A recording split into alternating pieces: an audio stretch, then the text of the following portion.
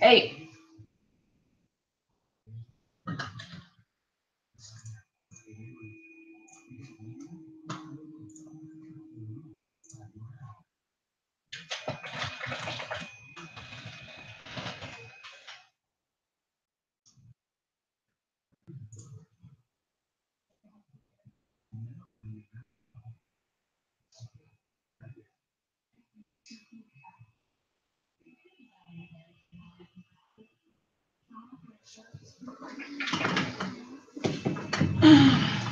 I'm just doing some testing right now.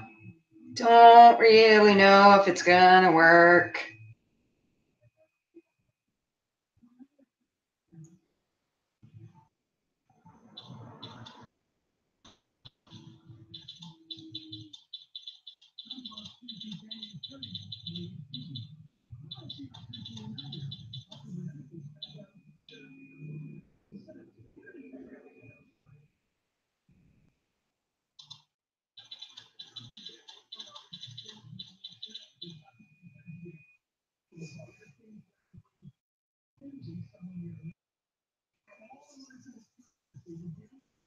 Look at that. I haven't even done anything to my hair. I just put some product in, blow dry. That's what happens when you have an awesome stylist.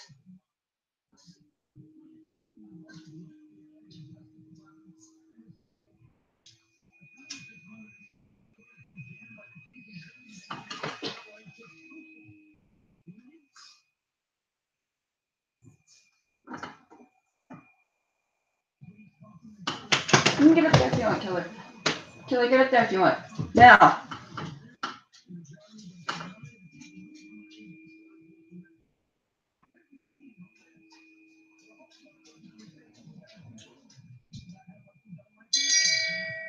Shame.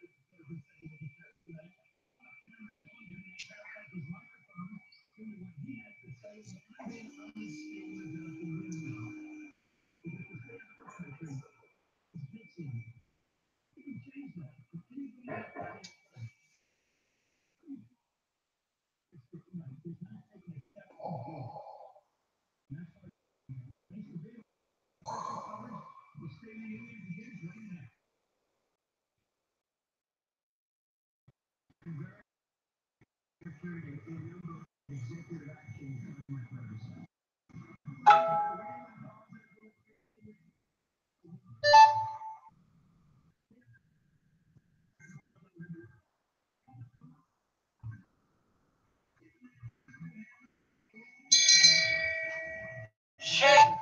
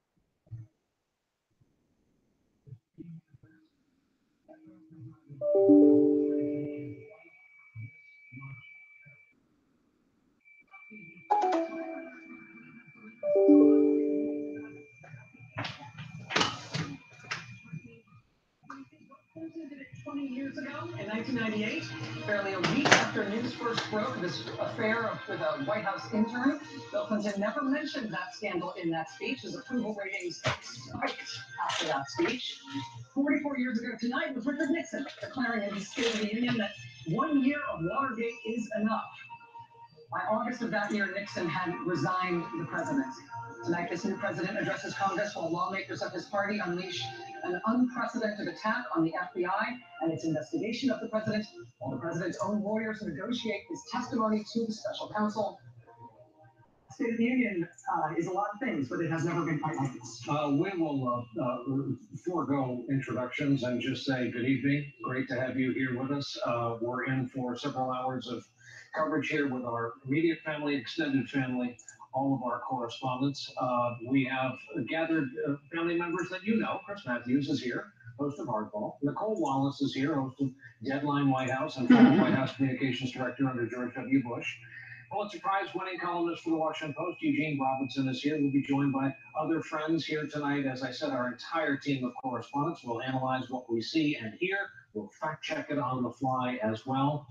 And before we get too far down the road, it occurs to me that everything we see tonight is against a backdrop that we can't see, a possible government shutdown in 9 days' time. It has been 8 days since the last government shutdown ended, and we're looking at 9 days until everybody thinks there's going to be another one. And in some ways, it's interesting. That is weird because we never had a government shutdown when one party controlled the White House and the House and the Senate before. So in some senses, that's unprecedented too. Those government shutdowns, though, almost feel like the normal kind of crazy. They feel like, oh, maybe that would be happening with this dysfunctional Congress that we've got no matter who is president. But then there's the Trump-specific crazy. Even if we all live to be 110 years old, we will still get to wow little kids someday by telling little kids that we were alive when the sitting president of the United States was the subject of a serious ongoing counterintelligence probe into whether his election was in part the product of a conspiracy with a foreign power. I mean, that existential cloud hanging over this presidency, as the president himself has put it, talking about it as a cloud over his administration. That is the cloud that creates the weather in Washington. That is the sky under which things live and die in American politics. And it is, I don't know how much it's going to be spoken about tonight, but it's very hard to avoid in everything that we do. And speaking of which, as Rachel and I get underway tonight, we have just been handed a story from the Washington Post on this writ large same issue. The headline says it all. Justice Department officials appealed to White House to halt release of memo alleging FBI abuses related to the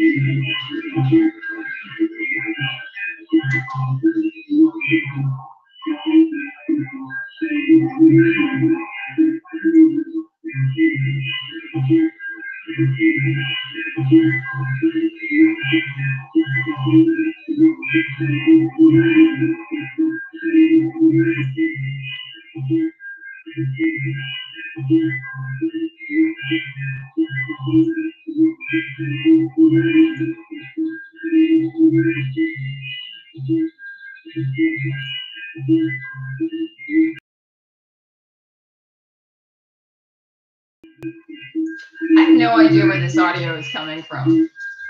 I have no idea where this beeping and audio is coming from. I have no idea where this audio is coming from. I have no idea where this beeping is coming from. Where this beeping and audio is coming from. I have no idea where this audio is coming from. I have no idea where this beeping and audio is coming from. Where this beeping and audio is coming from.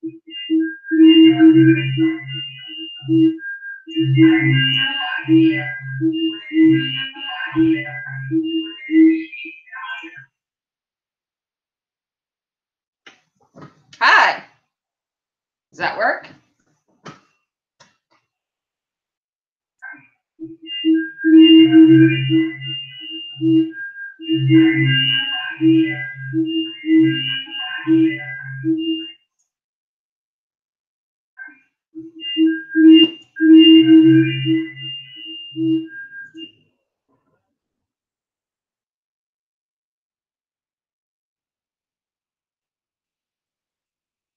Hello.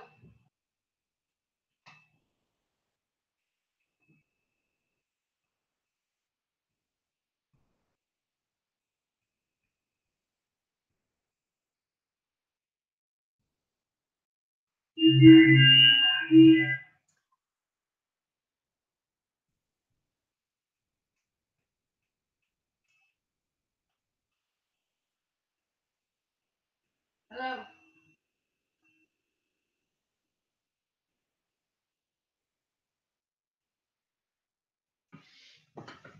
Okay, well that's good because now the feedback loop has stopped, right?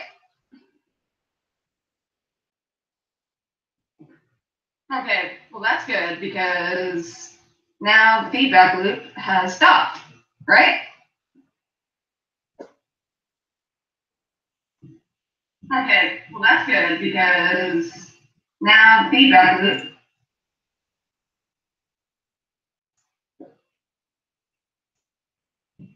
Okay, well that's good because.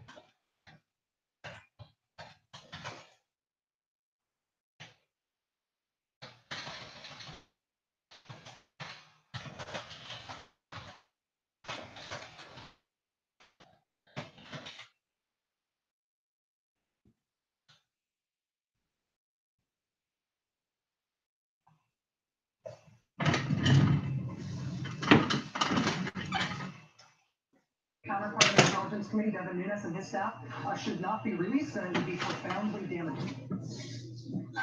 Well, I'm frankly impressed that the Deputy Attorney General and the FBI Director would do this. They know they're not going to have a particularly receptive audience, particularly if the reports are accurate that the President was irate at the fact that the department notified Congress that this was extraordinarily reckless what they were doing. But I think they're doing the right thing. I share the concerns that the department and the FBI have that the memo was misleading, but I also share the broader concern of the precedent that it sets. This is the first time, as far as we can tell, that this provision has ever been used. And hopefully it'll be the last time it's used, because the idea that we're going to declassify information for a partisan reason is anathema to the tradition of our committee, and it's certainly not how we should do business. And you're right, Rachel, it certainly put us in a difficult position, because when they showed this memo to the House, they misled the House, and we felt it necessary to tell members what the real facts were.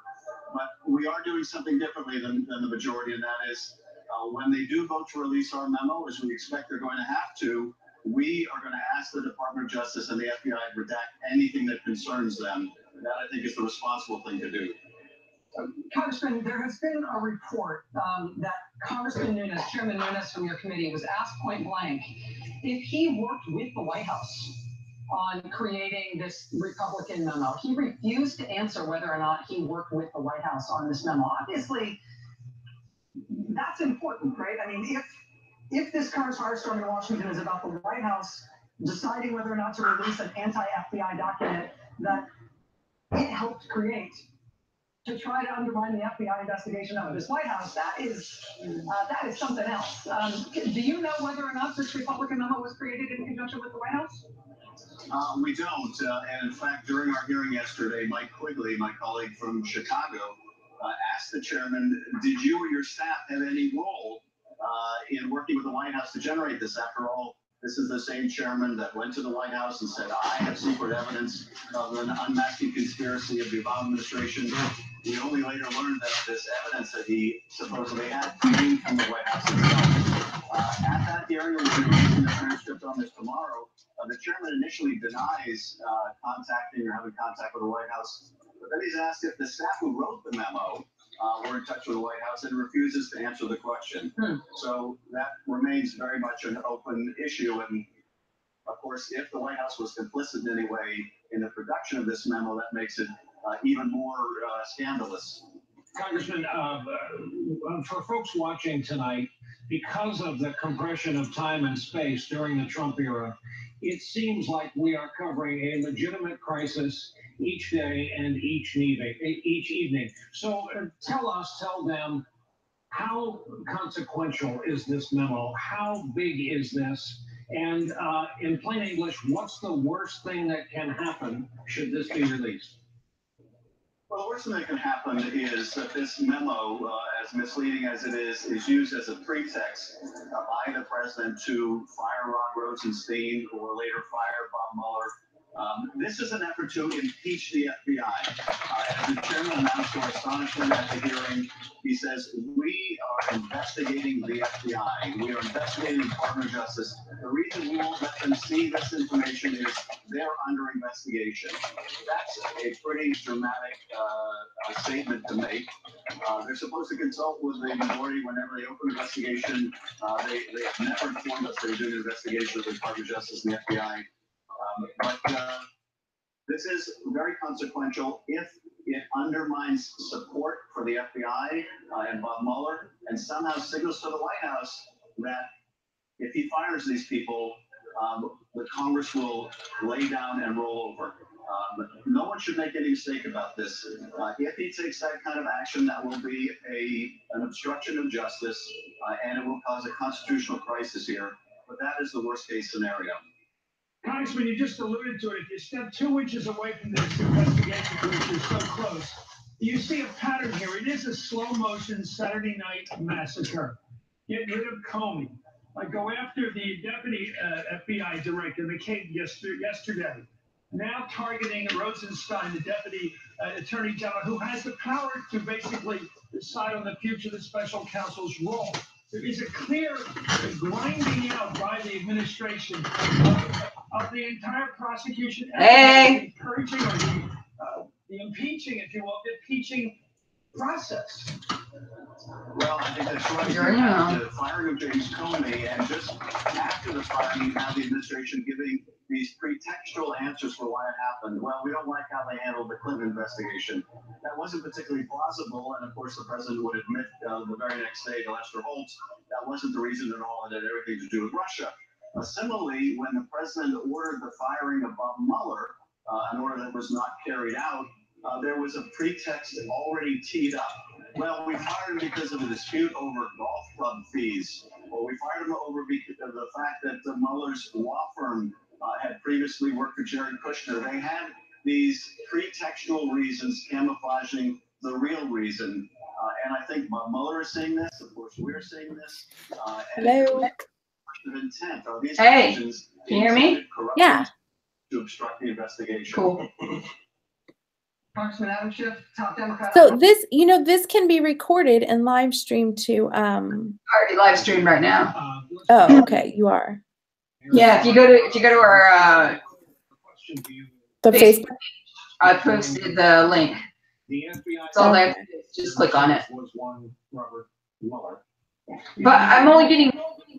How do I change the screen settings? Why am I just seeing my camera, not you? Well, this happened. I mean, then it's regular laptop.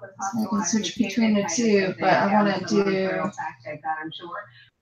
And there was one of the more controversial counter programs. I believe it was either having to do with enhanced interrogations or surveillance. One of the metadata programs was up. They were all reauthorized, sometimes in secret. And Jim Comey and Bob Mueller. Oh, so you just changed that. The president didn't take their side. And the president, right? Quickly. What did I change? Did you change? So this happened. I haven't changed anything. I was looking up the link. In fact, you got the Washington Post this morning reporting that Rosenstein. No. oversees No, the not you. investigation, and Christopher Wray, Trump's appointee as FBI director. I'm trying to figure out That's their word. how to do a split screen with The us. speaker not to put classified, sensitive information in the They hands don't of hide. maybe. Yes. I don't know that they made this case, but another former Annoying shit. because in April, Devin Nunes There is some kind of oh, that's why, because I'm listening to both. Huh? He was investigating. Are you getting a loop? Has a history of mishandling. So I am, but I'm listening to like multiple versions of us, so it's screwing me Well, up. right. That's part of the. I mean, that's part of the problem. If you've got a window open, obviously it's going to be Right. I negative feedback. got rid of that window though. The DOJ says it's extraordinarily reckless, and they say no. Change where I Concrete character in the firm, where what's everyone behind me. Don't know how to like do split screen on it. It's so weird. Like it seems like it would be like just intuitive and easy to do. Thing? Maybe. For essentially letting Devin Nunes destroy the House Intelligence Committee. The Intelligence Committees, after all, are like bipartisan oases, and it used to be. That's what they're supposed to be because they handle such. Oh, wait a minute. Maybe I can do something I didn't realize I could We do. all have to agree on it. Therefore, there is a long tradition of including the minority in all decisions, in all important I decisions. think I just figured out how I can at least add the State of the Union too. Well, I think that question is about Paul Ryan's responsibility. Even when modern Yeah, it was. I didn't know how I was going to watch it because. Oh, hey, look at that. I can't hear it, but I can see it. You can't hear? No. I cannot hear Chris Matthews. The investigating in this case the White House, and yet here he seems to be taking orders from the president. I gotta. I'm also doing something, so. Down to the old executive office building next to the White House, got this cache of supposedly hot information. I guess got a few hours of sleep. Right back to the office the next day and delivered it to the West. You still can't hear? Oh, hold on. And I think that's not the role of an investigator. We are 18 minutes into our coverage tonight. Yeah, no, I can hear it now. Are from the beginning Okay. of the State of the Union address. Now, the question is how. Right back, and when we do, we'll talk about Russian sanctions, also in the news this week.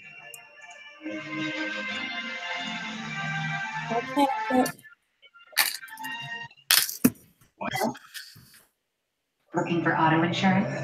Correct. Mercury could save you hundreds. We'll take it. The savings that come with these two. We're on a mission to save you money. Mercury. Because everyone likes easy. Sure do. Because everyone is on the go. Because we all have energy, but sometimes we slip up. Because sometimes we want it cool at night, then toasty in the morning. All right. Introducing the easy-to-use, energy-saving, adjustable from everywhere, easy on the wallet and the eyes, Nest Thermostat E. E is for everyone.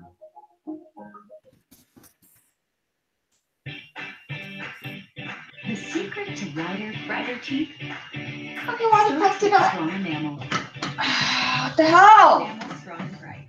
Strong enamel for I just whiter. added an app, and now it's not. Oh, I'm like, I can hear it. I can see it. You can see what? The MSNBC, and I can hear it. The weirdest thing is, can you hear me though? Yeah. You can't see me now. No, I can't. You'll go inside the White House. For some reason, my camera is now blank. That's weird. I just need a talking bag of rancid mayonnaise. That's very weird. And the site can't be reached. That's what it is.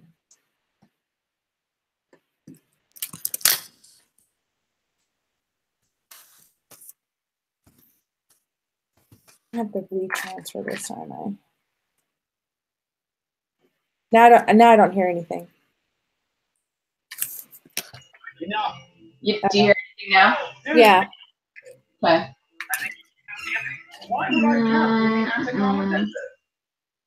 No.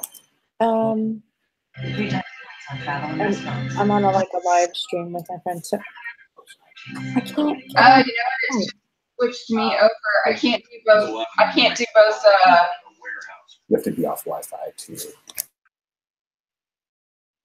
Like Valspar. Yeah, you have to turn off. See if you turn off the Wi-Fi and then see if that works. Okay, that's probably why.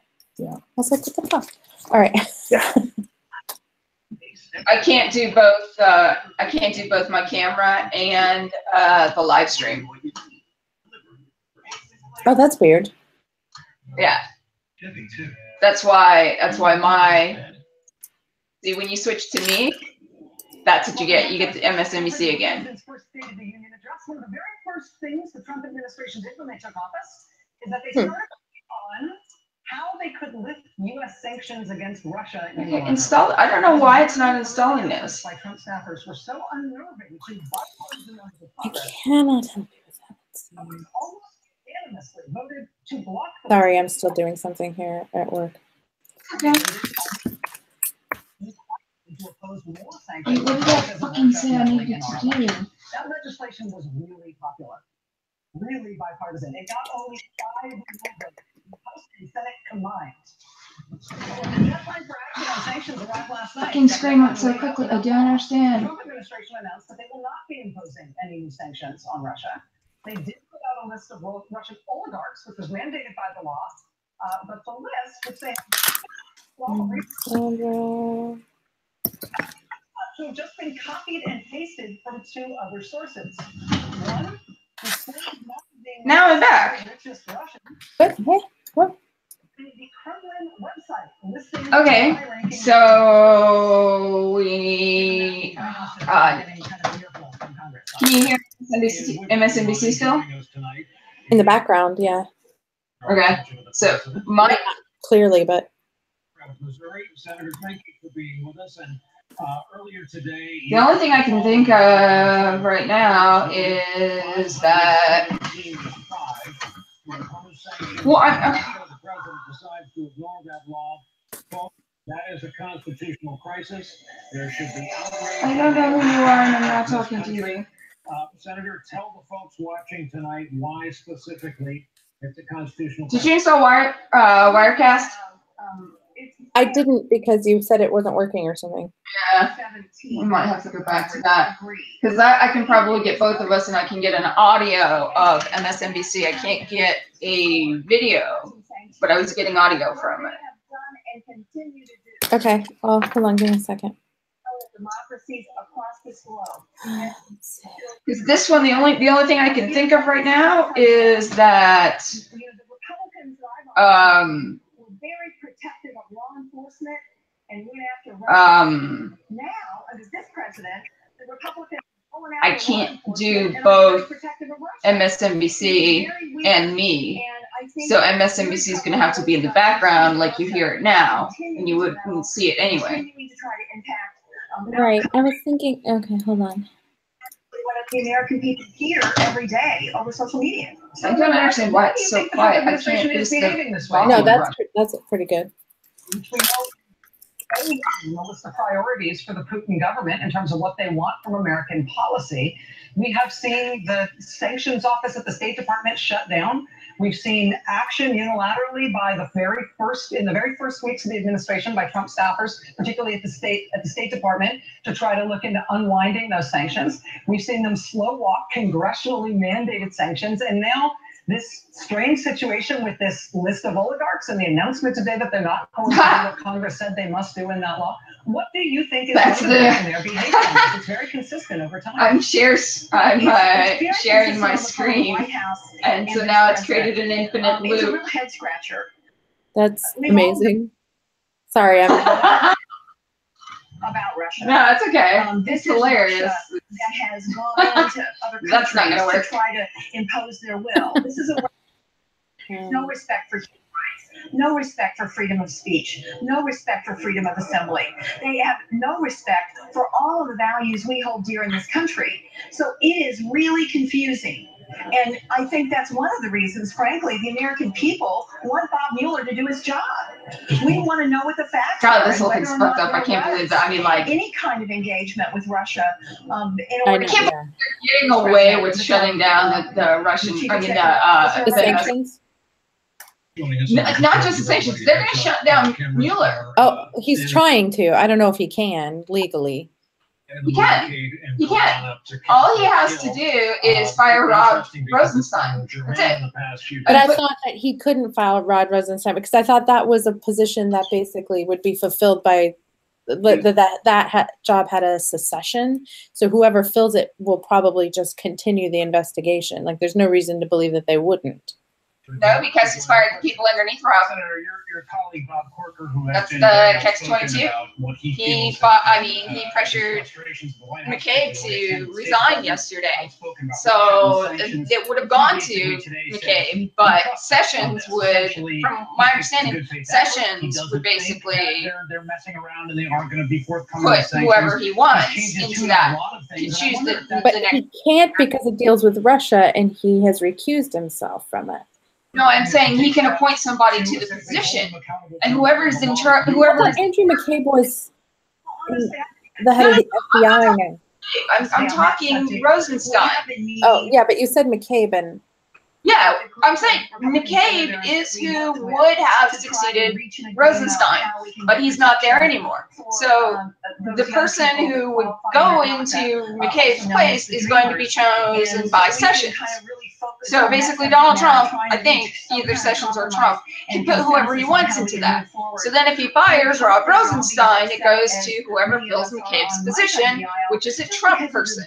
And that Trump person could shut down the investigation. I know this, if John McCain were here, I think he'd be home. You see what I'm saying? Yeah, no, I do. I'm trying to install Wirecast. Apparently, I don't have the correct version of Mac OS X to be able to do that. Doesn't seem to be so pro-Russian. One possible. So basically, he's setting it up. So I mean, Trump is setting it up that he could get away with shutting down Mueller's investigation. Yeah, but that's the same thing that Nixon did, and Nixon got impeached for that. Yes, but who's going to impeach him? Do you think money's involved in the president's? I mean, look, the Senate is not going to. The Senate or the House actually has to bring up impeachment, and the House is controlled by Republicans. They're not going to. They're not going to impeach him. Wasn't the Nixon? I mean, granted, it's not the exact same situation, but wasn't it a Republican-controlled Congress under Nixon as well? Yeah, but they actually had like morals and conviction and stance. I mean, they didn't have people who were embroiled in the Russia and. Right, these people are just so we will know paid by the lobbyists and just want to keep their job. So they're not gonna. This was an innocent. They're not gonna stand up to Trump. They haven't. I mean, the whole thing is just mind-boggling to me. The fact that he was trying to fire Mueller a long time ago and his lawyer talked him out of it should have been considered obstruction, and he should have been impeached right then. It is.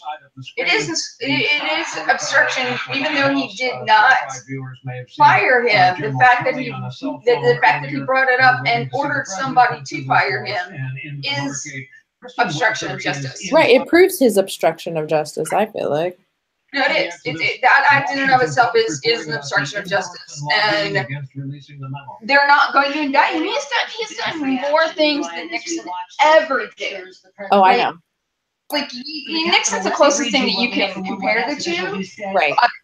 That you can compare Trump to, but so it's such a joke because even with all the appropriate officials, even that you can't compare because he's gone further than Nixon ever did. I mean, he's like not even hiding. Like Nixon hid his tapes. Trump is saying all of this on the fucking record on his Twitter account, and no one is doing anything about it. Well, I mean, Mueller's doing something about it, but he's got to create a case that he can prove. Yes, Mueller is, but again. Brian, and I anticipate Mueller has to be able to stay in that position long enough to present the case. A note of unity. Yeah, no, I agree. I mean, I'm agreeing with that, not confident that that's going to happen right now. Absolutely. Lapping all previous It's happening. this far into I'll be right back. term, it is not likely to be something that we would that he truly stands alone on this. That's next as our special coverage of tonight's State of the Union address continues.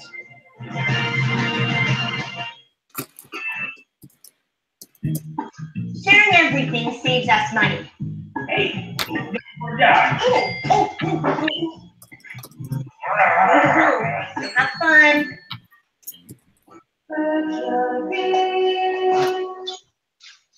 Come on. Natural beauty, being confident within your own skin, and I think a lot of things can be controlled I'm gonna have within your lifestyle to shut down and some what you're things. eating. The one thing that I make sure I do every single morning is have a smoothie, which helps with glowing skin, beautiful complexion, but it is very high in acidic properties, as leading to thinning in my enamel, which can make my teeth look yellow.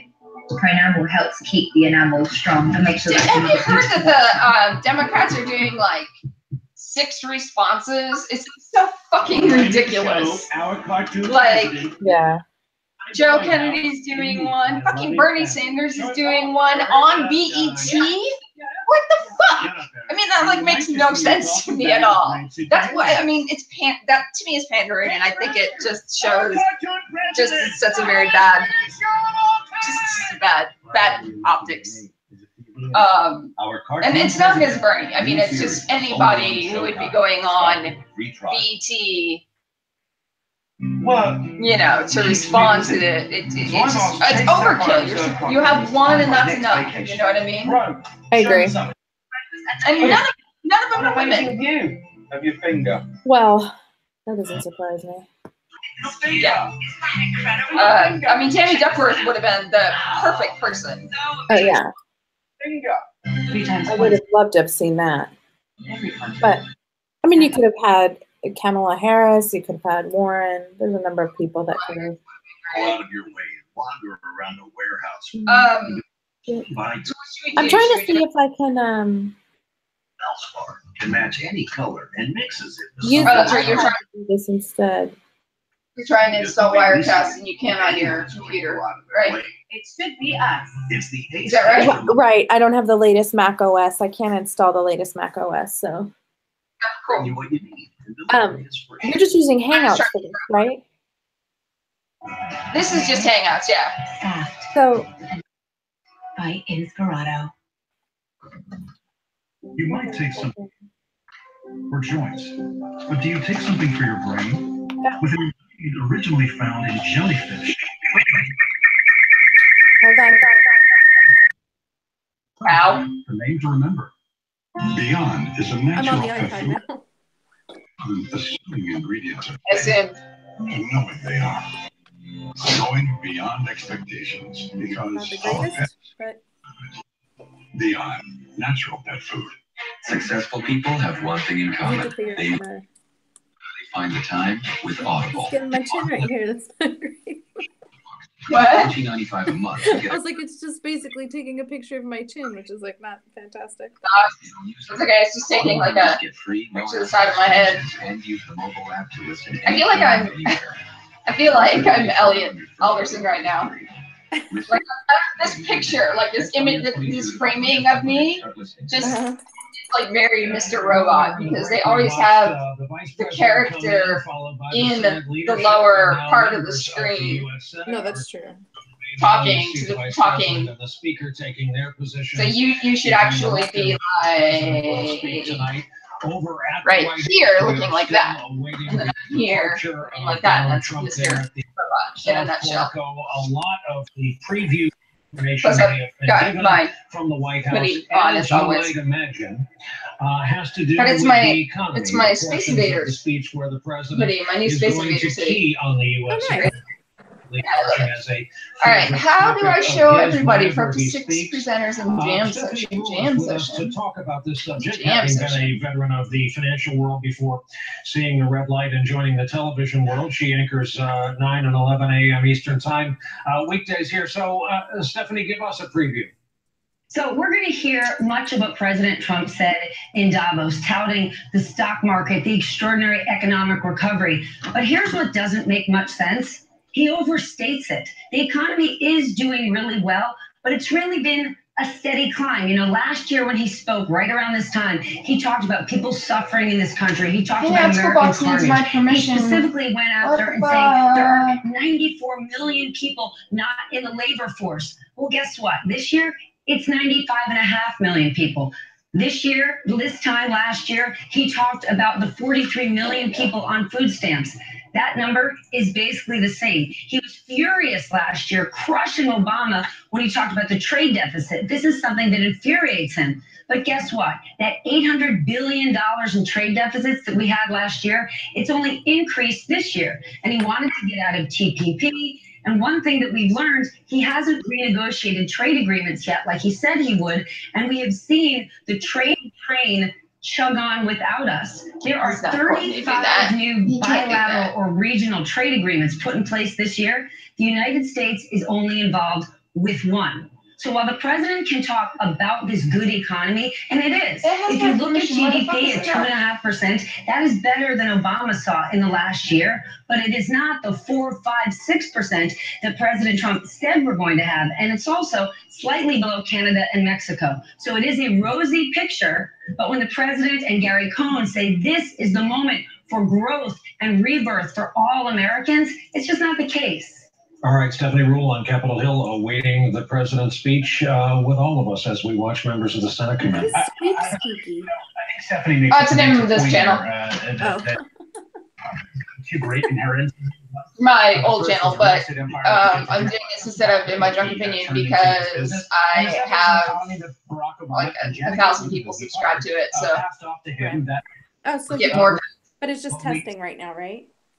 It is just testing, but we might as well just keep it. Barack Obama and Donald Trump and their personalities and their bearing and the way they approach the job is the same. I don't know who this. Somebody's like, poor Americans, you're stuck. Yeah. And you can barely where the difference is. The job growth, the GDP numbers, consistent largely throughout. Wage growth still slightly stagnant. So you've got a situation in which every way this man has sort of. I don't know. I need some way I can watch what's going on. Well, the best way to do that. Recovery is the last. I'm playing on my phone right now. Is there any rhyme to this reason? I mean, we all think of him as forgive me, as a braggart, as a person who likes to talk up himself and his own success, and we see this as sort of part and parcel of that. Is there a role for the president to tell white lies that make the economy seem better than it is as a way of trying to boost the economy? Is there actually an economic effect of political braggadocio when it comes from the top? I think ultimately the fundamentals out. What I will say is this: the most normal thing Donald Trump does as president is take credit for good economic news. Right. That is an absolute consistent bipartisan tradition that everyone has done. If the economy is growing and unemployment is low, Democrat, Republican of any stripe is going to tell you they, as president, are reasonable. But I do take your point, though.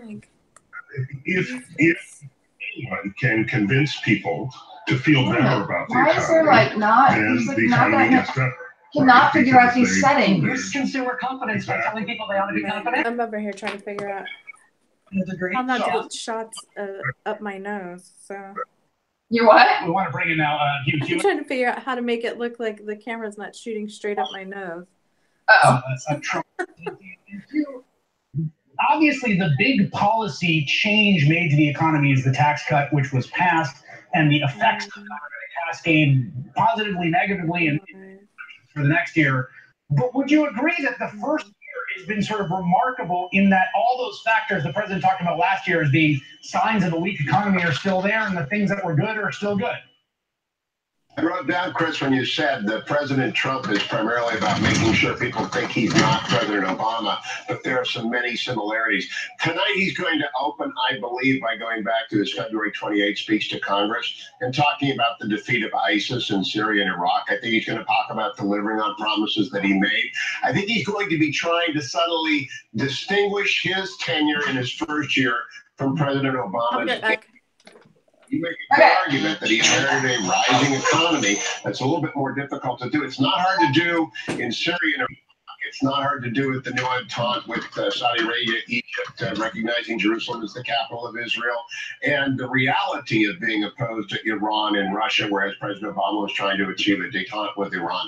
So I'm looking back to that speech that he made a year ago, and I think he's going to stand up here tonight and say, I delivered what I promised, and the implication is the guy before me didn't. One lesson that I think we've all learned, Democrat and Republican, over the last 16 years, particularly as we enter this nation's 17th year of its longest war in Afghanistan, where new Pentagon data says 44% of the country, as much as that is under U.S. control, is that year one mission accomplished moments, things that look like foreign policy successes in the first 6 months, in the first year, in the first 3 years, in the first 5 years, often can get out of hand very quickly. It's going to be very interesting to see how the stewardship of American leadership, particularly in the Middle East, continues past this first year. There's also that dramatic news today from the Special Inspector General for Afghanistan Reconstruction announcing that he's just been instructed by the Trump administration to no longer release information about which districts in Afghanistan are government held versus insurgency held, to no longer release those basic statistics about, say, casualties in the Afghan National Security Forces. That kind of a published blackout on information from Afghanistan is something that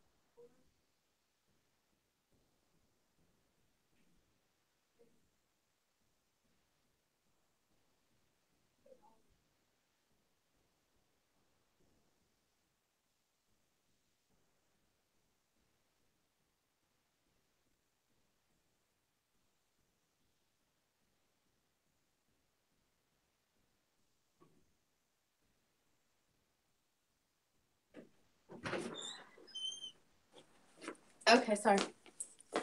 Are you there? No, it's just a video of my boob.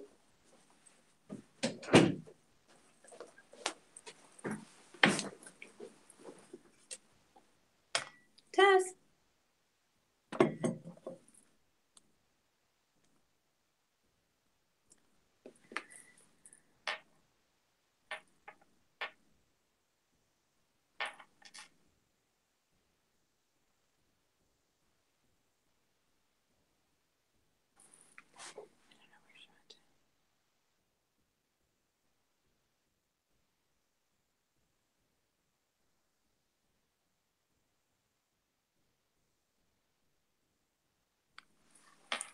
I guess I should check.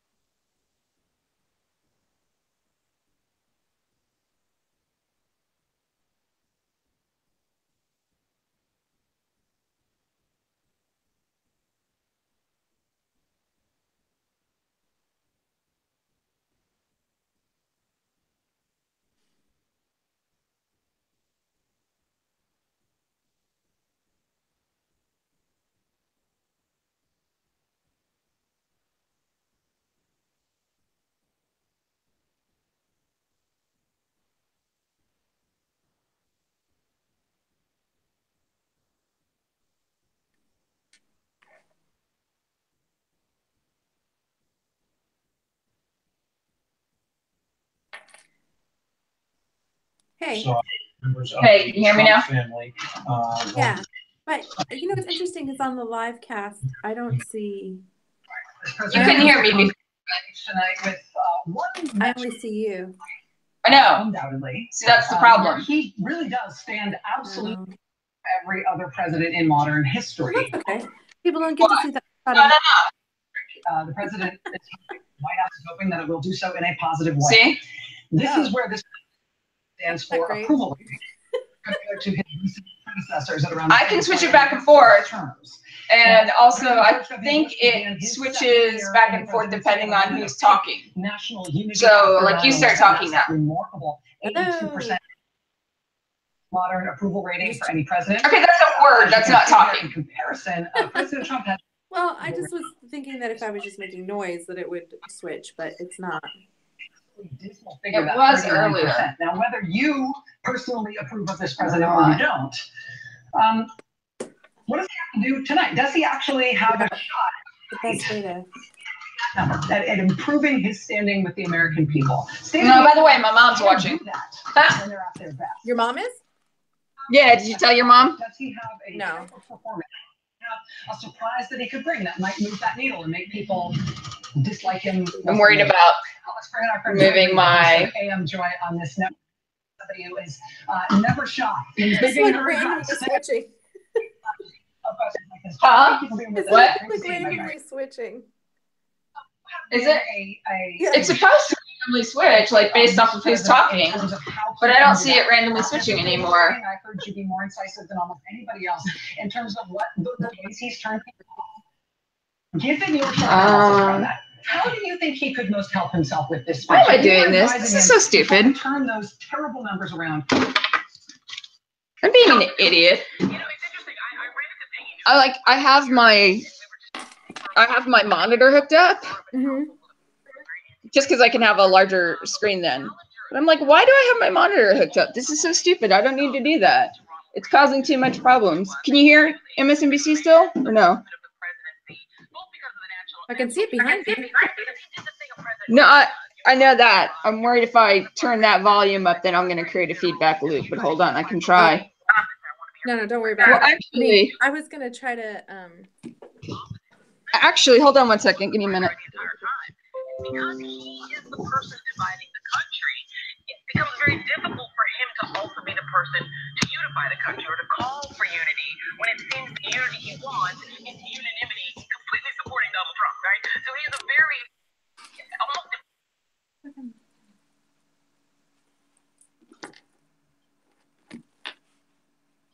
I forgot, since I'm not doing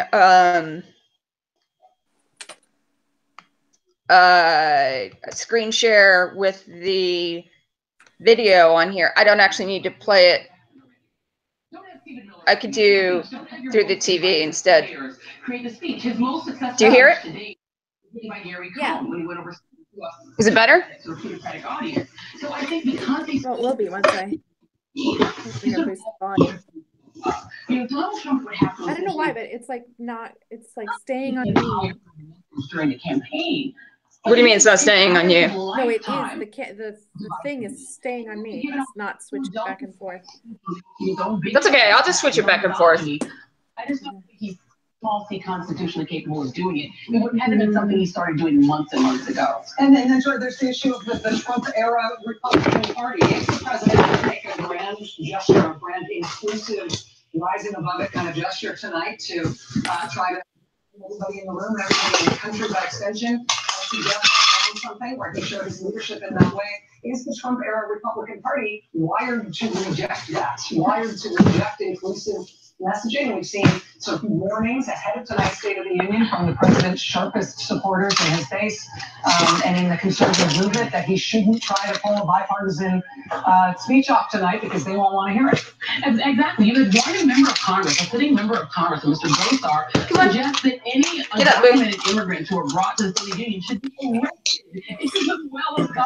Can you hear everything or what? What's going on? Yeah, no, I'm just trying to figure out. I was trying to position myself better. The base of the Republican Party wants to see the other side bled. They don't want to see the other side accommodated. And so you have a constant incentives, both for Donald Trump, who loves the roar of the crowd, and crowd. Oh, I'm just trying to figure out my own situation. Don't worry. Oh.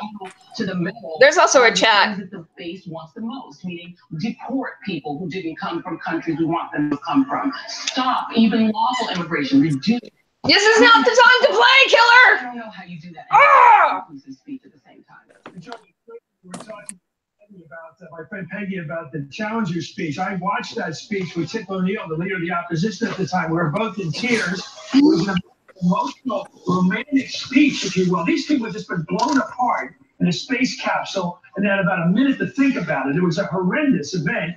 And he managed to bring the country together in a very almost poetic way that afternoon. Yeah. And Peggy just went off and wrote that speech and came back and gave it to the president to deliver, and he didn't mess with it. He delivered a beautifully romantic tribute to America and our adventurism, our commitment to really science. Yeah. And I'm sure the president doesn't have anybody like that around him today. I don't think there's a romantic around Trump who truly has that gut patriotism that, I must say, Ronald Reagan shared, and a lot of us share. And you know what? Actually, one of the things you and I share in common, Chris, is that there's a certain romantic quality, and it's the presidency. Performance to it.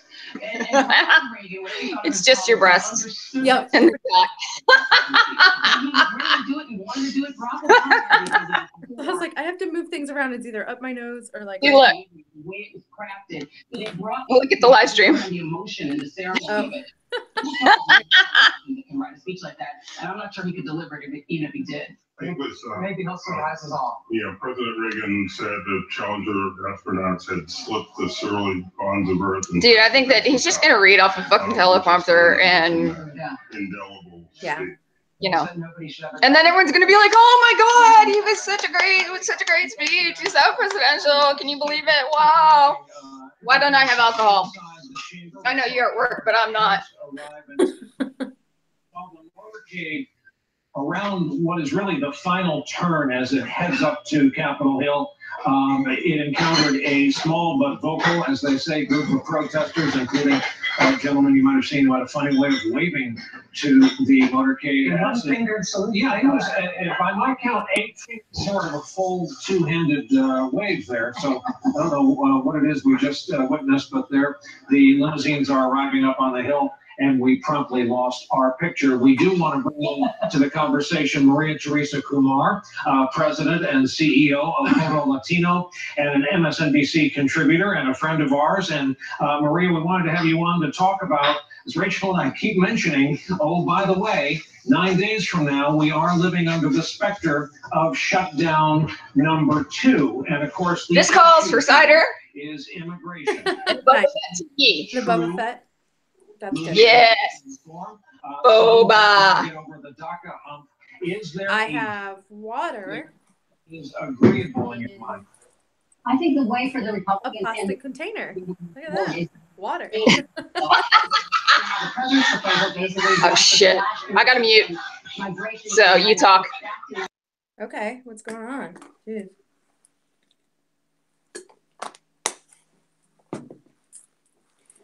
Hello, everyone. Here we are in boring land with Amber. Well, she can't hear anything that's happening on MSNBC or what's happening over at Tessa's house. I'm still at work, so I'm not drinking, which is unfortunate considering I have to sit through Trump's speech. And guess that's about it for right now. Just hanging out. Waiting for the speech to come on.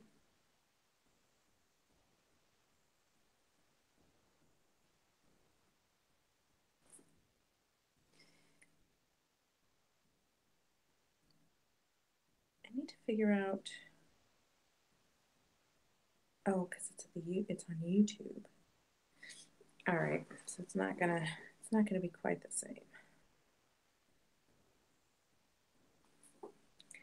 Well, hello YouTubers, if anyone is watching. Let's see, right now I'm staring at Tessa's skateboards hanging on the wall and her paintings, listening to a whole lot of nothing. Just listening to a void, vast void of nothing, which is quite like listening to Donald Trump. Listening to a void of nothing for several hours. That's basically what's happening. I'm sure there'll be lots of fun things that the pundits will have to say afterwards too. That'll be fun, especially without alcohol. Oh, Lord.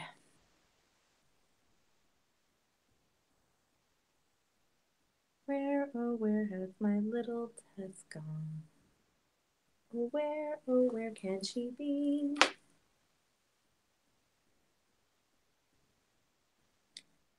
I saw some lights change.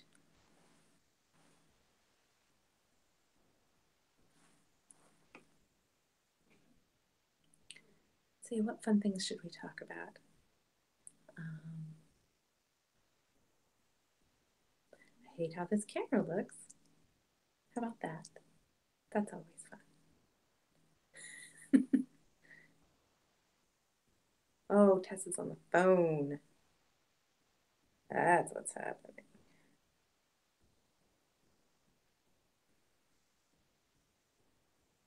Hello. Can you hear me? Boo! Hey! Can you hear me? Yes. Oh, I sang a little ditty. Did you introduce and say what we're doing and blah blah yada yada? No, I basically talked about how I wish I was drinking, considering that I was going to have to listen to Trump's speech, and how right now I was listening to nothing but a void, which was quite like listening to Donald Trump's speech. And then I started singing. I see. Yeah. Sorry, I had to talk to my mom. Oh, is that who that was? I was wondering what happened. I couldn't tell what was going on in the background. It sounded like a cat was being eaten, and I was like, what the fuck? I'll tell you later. Okay.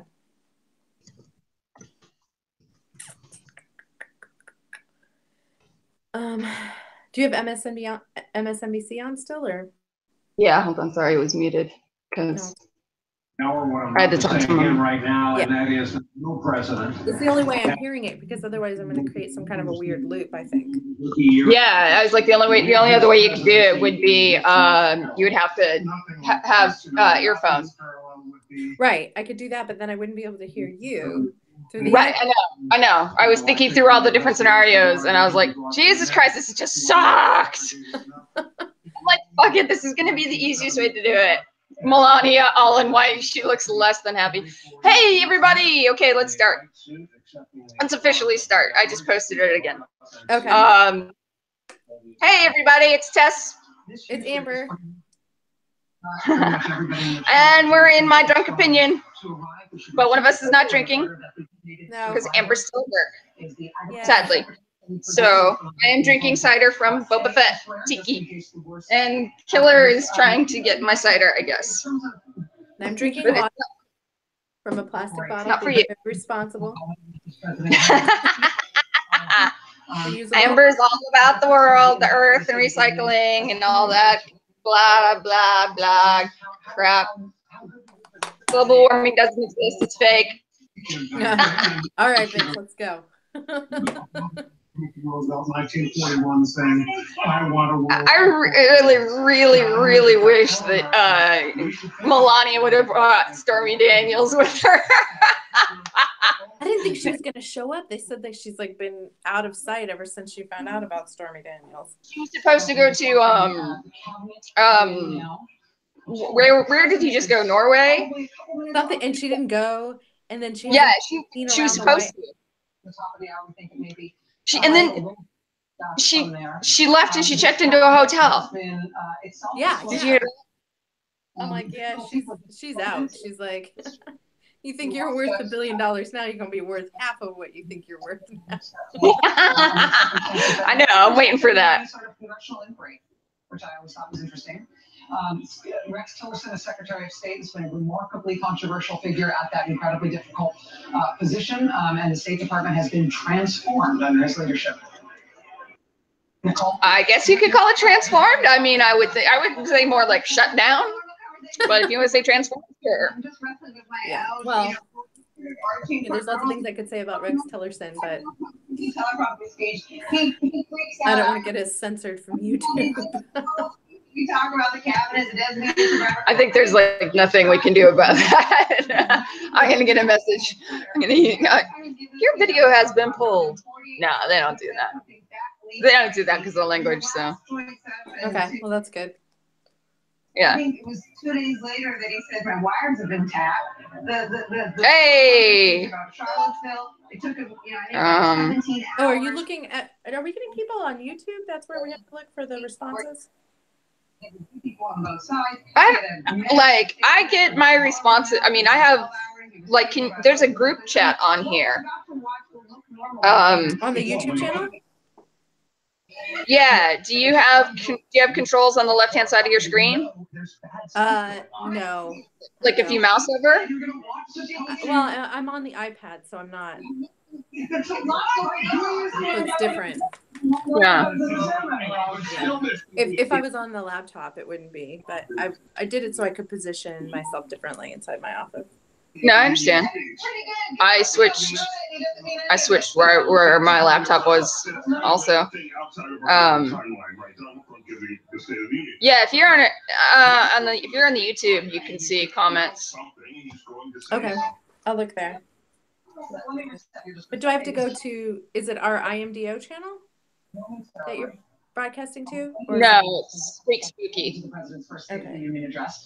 You are a politics geek. The State of the Union is always fun. It's always exciting. On this night, it is probably NGRC viewing, right? For any American who's just a sentient citizen, even if you don't usually care, right? Whether you like this president or you don't, or if you are one of the 0.0% of Americans who have no opinion about him, this is an important night for the country. Other presidents have Speaking of sentient beings, aren't you? What? What? Squeaky what? Squeak Spooky. Oh, that's right. Okay. Our president. And that is a fact. Other presidents have given this address in the middle of serious scandals. No president has ever done it while facing this kind of scandal with these kinds of approval ratings. If you go to Squeak Spooky, you should see the videos.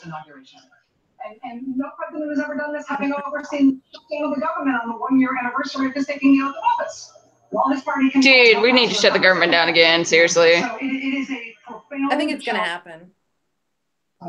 Better. Because they're not gonna the Republicans aren't gonna come to where they need to be on DACA. There's no way. Yeah, well, we need to not fold again, is what I'm saying. Yeah, we can't acquiesce. I agree. Top low in that chamber. About what goes into the speech. It is usually, if you back up from State of the Union. Did you pull up our YouTube? Yeah. Well, my YouTube channel, but I mean, and can you see the video now? Yeah, I can. In the chat? Well, I'm trying to see the chat. I'm looking at it. I'm on my phone looking at it, so it's not like I'm. Well, the chat would be underneath this, the video. You see it? Yeah. He's been in all-nighters. There's Fabor. I don't know who that is, commented. Sorry. And then there's me that replied twice. Is that what you see? Yeah. The sergeant at arms, the president of the holding room just on the other side of the double doors. My mom's commenting on the Facebook video. Like it's giving me ads. Like I have to watch ads to watch our own live stream video. Like you fuckers. Because I monetize my channel. Yeah. Cha-ching. I think my mom is watching the wrong. What is she watching? The one that Brian and I did. Oh.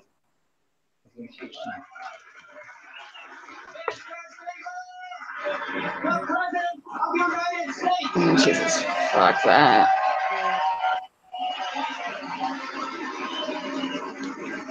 Wait, hold on. That was the shutdown video. Yeah, I know.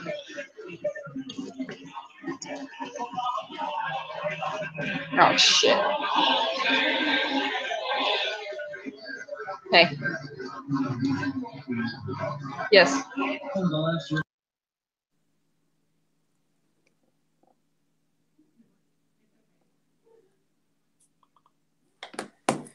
Oh, hold on.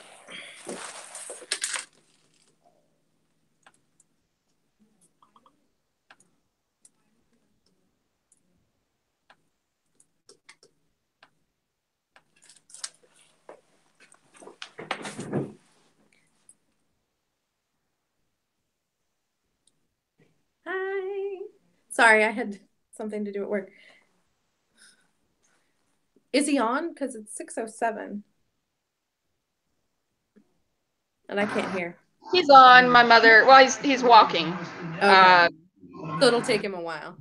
If you go to msnbc.com/now, you can actually see the video, and then if you just mute that, okay, then you'll be able to actually see it and listen to it. You see what I'm saying? /now.com/now. msnbc.com/now. It wouldn't let me do it on my phone earlier, but yeah, it doesn't like it on phones. You have to install their app, and then you can't watch it live. You can only listen to it. Yeah. Yeah, their phone app needs work. That's the problem I'm having. But I can fix this issue. Hold on. we're meeting at a new place. This is so cool. See, my skateboards are mounted. Woohoo! Yeah. I talked about that too while you were gone. Huh? I said I talked about that too while you were gone. Oh. It's quite funny. Just the part of the drawing that you see just over my shoulder. I know. It's just like the interlocking boobs. That's all it is. Interlocking boobs. It's robot boobies. Let's see. Robot boobies. Hi, Mom. My mom's watching the right one now. She was watching the one with Brian. That's why she called me. She called me to tell me that it's working and that she's actually watching it. So thank you, Mom. Technical genius that you are. It was her birthday yesterday, so I can't pick on her. Oh, okay. Sorry, I'm answering something.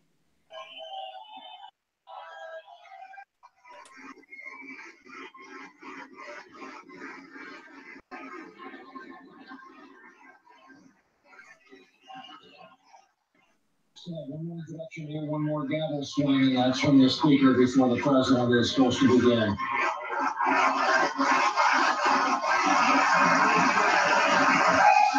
He's only gonna let this applause go on forever. He's gonna, because he's such a fucking egomaniacal narcissist. I know. Okay.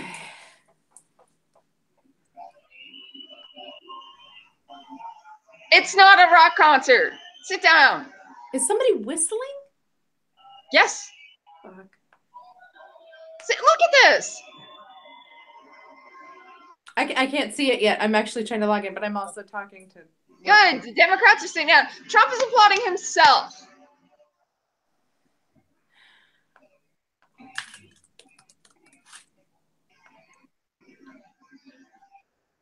He's like, yes, I'm the best. I'm huge. I had the high privilege and the distinct honor of presenting to you the President of the United States. I don't see how that's a play. Yeah, whatever. Should I just leave it on that, you think, instead of me? That's up to you. I'm going to be able to watch it, but... Ooh. You can watch it or not? I'm going to mute it. Yeah, I'm watching it now. Okay, well, then I'll turn it back to me if you're watching it now. Good God! Just start. I mean, like, seriously, he keeps stepping away from the podium. We're like, clap more, clap more. Mr. Speaker, Mr. Vice President, members of Congress, the First Lady of the United States, and my fellow Americans. That would be hilarious. Since I first stood at this podium in this majestic chamber. I wonder how many times you're going to be here. People and to address You ever notice he does that? He like sucks in so much air through his nose while he's talking. Do you think that Paul Ryan can ever not look smug? Like, yeah. That's like possible? His resting face. Yeah, his resting smug face. Each day since, we have gone forward with a clear vision and a righteous mission to make America great righteous for all Americans. Well, you're screwing that up. there Democrats that are standing up? Sit your ass down. No, man, it's awesome. It's 50-50. It's like that. Hit camera. She's there, but she does not look happy. All standing up and applauding, and camera right is like. Yeah, but it's the same thing that they did. Sort of for the gallery to heckle him. And achieved extraordinary success. We have What'd you say? Challenges we expected, and others we. I said Melania did not look happy to be there. No. Victory and the pains of. Nor did his son. His son's just like sitting there. Because his son's about to go to jail too. No, Baron, the like 10-year-old. Oh yeah. And the steel in America's spine. Oh, you mean the China steel that like you screwed the U.S. steel workers over? We can be. That's what's in our spine. We saw the volunteers of the Cajun Navy racing to the rescue with their fishing boats to save people in the aftermath of a totally devastating hurricane. Oh God, he really shouldn't talk about that. Gunfire on the Las Vegas Strip. We heard tales of Americans. What'd you do about Vegas? Nothing. Who is here tonight in the gallery with Melania. I don't see Melania there. No, Melania's there, but. Yeah. No, he said in the gallery with Melania. Like she's like 10 seats away from Melania or something.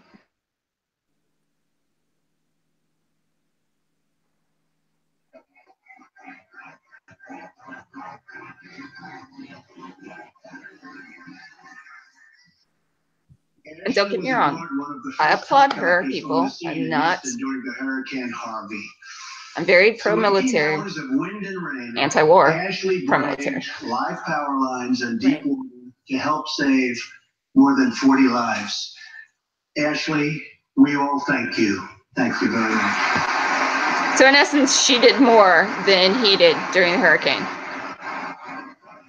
I would say that's a fair assessment. Sad, so sad, so fucking sad to say. After Katrina, I thought a president could not handle a hurricane worse. Yeah, I was wrong. I mean, he basically, Trump's proving me incorrect on a lot of different things, sadly. A lot of my concepts that I thought were true. California summer camp threatened by those devastating wildfires. To everyone still recovering. He refused to help with federal aid.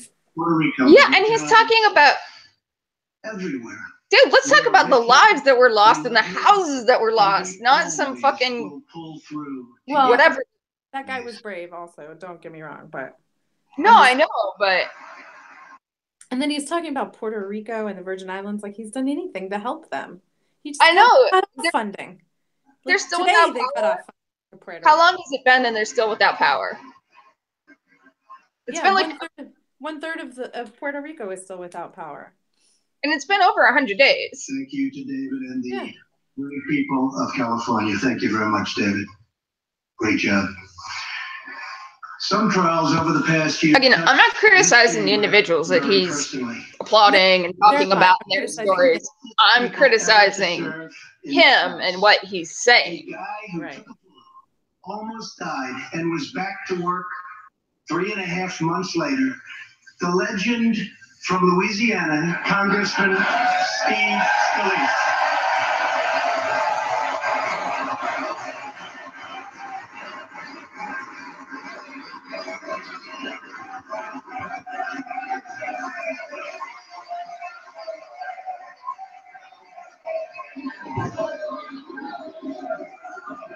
That bullet was pretty bad. I mean, it did a lot of damage. It was, that whole scenario was pretty bad. Yeah. But again, what has he done to actually fucking change that? Nothing. Zero. Yeah. That guy was saved basically by a police officer that was nearby who happened to be lesbian, and he's still anti-LGBTQ. That guy, Steve Scalise. So I'm just gonna throw that out. That's fucked up. It's so fucked up. It's like when Dick Cheney was passing anti-LGBT laws and against gay marriage, but his daughter was wanting to get married. His daughter, who's a lesbian, by the way, people. Oh, yeah, but he did change his position eventually on that. Yeah, eventually, but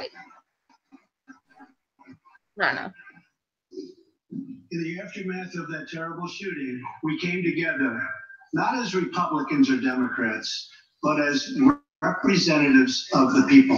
You weren't even around. What the fuck? To come together only in times tonight. Such I call upon all of us to set aside our differences, to seek out common ground, and to summon the unity. It sounds like he's saying the introduction to Star Trek right now. This is really the key. These are the people. To boldly go where no man has gone before. Yeah. I hate Pence too. I can't stand it. Smack him in his face. Oh! Pelosi is like, fuck you. Like, you really want unity? Like Pelosi is like that all the time, though. Doesn't really matter who it is. She's always kind of like, fuck you. Yeah, that's true. Fearless or daring or determined as Americans. If there is a except for you, we climb it. If there's a frontier, we cross it. If there's a challenge, we tame it. It's like he's reciting the opening to Star Trek. So let's begin tonight. It's almost like a song from the 60s, too. Our union yeah. Do everything turn. Totally is.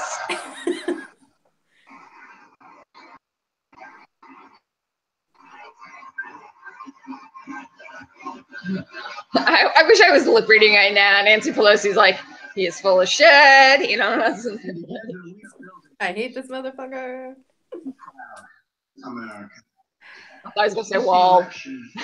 Created 2.4 million new jobs, including. Which is not impressive because it's declining compared to what it was under President Obama. That's true. In manufacturing alone. Tremendous number. And by the way, let's talk about those carrier jobs that he promised that actually still all got lost and went overseas. Yep. And how he's lost the steelworker support because he actually hasn't done anything to help save their jobs either. And he actually signed a contract to use China steel on the pipeline instead of U.S. steel, which he promised he was going to use U.S. steel on it. So yeah, they're not happy. And actually, there's less coal jobs now than there was when he came into office. Yeah, but he still has the coal industry. I'm not sure how, but he does. Yeah, yeah. That unemployment stands. Oh God. The lowest rate ever recorded. Okay, that's a bullshit statistic. It is true, but it had already been declining since Obama came into office, and it's still slowing down, and it's like 3 times higher than the unemployment rate for white people. Yeah. I love how they panned to like the entire African American congregation, and they're all just sitting there like, "Bitch, please, we ain't talking to you." It was yeah. Like, yeah. I feel like I need some tea. Just be like, all-time high. The stock market has smashed. You know, it's like Kermit the Frog sipping tea. Yeah. $1 billion and more in value in just this short period of time. What, the stock market? Yeah, the stock market is doing. Yeah, but he hasn't done anything to change. He hasn't enacted one policy to change any of these things. A lot of this is because a lot of it's still Obama's policies. Exactly. That's the deal. Have gone through the roof. And it was like, oh, he said the numbers were fake. When it was Obama, but as soon as he went into office, he's like, well, they're real now. Right, I know. Well, okay, how can they be identical and they were fake before, but now they're real? Especially in like a month. This tax cut thing, it just, ugh. This tax cut is terrible for the middle class. So terrible for the middle class. Like, people are going to get, $100 extra this year and maybe next year, and then they're going to start paying more. Plus, it's attached to a chain CPI, which means that while interest rates are going up, their taxes won't adjust accordingly. The middle class and They'll small adjust business. at a slower rate, which means you'll pay more taxes. It's just ridiculous. For hardworking Americans, we No, I mean the whole tax. He gave for everyone. a tax cut, but the vast majority, and we all know it. I mean, they've proven it. The vast majority of it went to the upper 1%, and is completely tax free. okay, how many married couples make $400,000 a year? Not, just saying. Well, I mean, not very many that I know. Right. And by the way, the child tax credit is bullshit because it's only if you itemize, which most people don't, because they don't make money to itemize. And here's the thing: that $24,000 also includes 2 dependents, so that's basically for a family of 4. Oh yeah, and it's also only married people. It's like it doesn't apply to singles. No, that married is 24,000. Singles is 12 now, and includes like 1 dependent or something. Will ever file under the old and very broken system, and millions of No, the system is still broken. You didn't reform. That's the problem. You didn't reform. Starting next month? No, that's not how. Starting next month? No, you're an idiot. That these doesn't come in until next year when you file next year. Oh, dang. That guy's not happy. Look at me, I'm Pence. I'm an uptight asshole. It's probably the most exercise Pence has gotten in a long time. Less than $50,000 a year. All the standing and sitting and standing and sitting. It's like, you know, squats. Of course, Paul Ryan probably has like, you know, a 20-pound belt underneath his suit. He's like, yeah, get a good workout today. The individual. He seems like the kind of guy that would like put weights on his testicles. Well, didn't you see you saw those cheesy pictures of him like working out? The super douche-tastic ones of him like. Yeah. That's what I was saying. Like, he's probably got, yeah, that's what I was saying. He's like probably got like a weight belt on, so he's, you know, working out right now. He's like, you're cutting into my gym time. The business tax rate from 35%, which it wasn't, down to 21%, so American companies can compete. No, and but win. no corporation paid that Any- tax No, rate. that's- Effective that tax rate. that wasn't the. Yeah. No, I mean, because of all the different deductions, loopholes, everything like that, it was nobody was paying 35%. Their effective tax rate was much lower. That's ridiculous. Exactly. So now the effective tax rate for them is going to be like 5%, 10%. I mean, and by the way, they're still going overseas. Anyway, what the fuck? Yeah, they're still going overseas. It's not helping keep jobs here. Well, because there's still because we didn't put any to move penalties. your corporation overseas. So what? There's still tax incentives to move your corporation overseas. That should be removed from the books to begin with if you really want to keep jobs here. And then you should offer tax incentives to keep manufacturing jobs here. Yes, and you also need to put tax penalties for if you take jobs overseas. Yeah, exactly. I agree. That's not in there. He didn't add that. So it's like, So who does cares? Manufacturing jobs, so or any other kind of corporate jobs. Wait, what's he talking about now? What bullshit is he spewing? Because of tax reform, oh God, it's still on tax handing reform. out raises, hiring an additional No, they're not. people, and expanding into the building next door. No, they're not. That's the biggest myth and lie. I missed who it was. One of Stav's employees, Corey Adams, is also with us tonight. Corey is an all-American worker. He supported himself. He's basically saying that they're adding more jobs and giving raises and hiring more people because of his tax cut, which is bullshit. It's not true. Hardworking Americans. Corey plans to invest his tax cut raise into his new home and his 2 daughters' education. Corey, please stand. They took away education benefits, and they also took away the ability to leverage your home as a separate mortgage and write it off for educational purposes. So Corey, here's your $400 for a year. Congratulations. Good luck on affording college for those two lovely daughters. Yeah, I mean, it's gonna go. That $400 is gonna go really, really far in their college account. The man that owns that company that's doing so well. So congratulations, Corey. Since we passed tax cuts, roughly I think it's convenient that Corey's African American. Have already gotten That's coincidence. Bonuses. Many of them thousands and thousands of dollars per worker, and it's getting more every month, every week. Apple has It's getting more every month, every week. That's not true. It doesn't change. $350 billion in America and hire another 20,000 workers. Apple did actually bring their money back. Right. What? But I think that was in the works prior to this anyway. So. Yeah, and the tax nowadays makes it such that it doesn't really fucking matter to Apple. Like, they're not going to pay any penalties. I mean, it's a benefit for them to bring the money back. Actually, now. $1 billion investment in the United States, just a little while. How about ExxonMobil pays some fucking taxes for once in a while?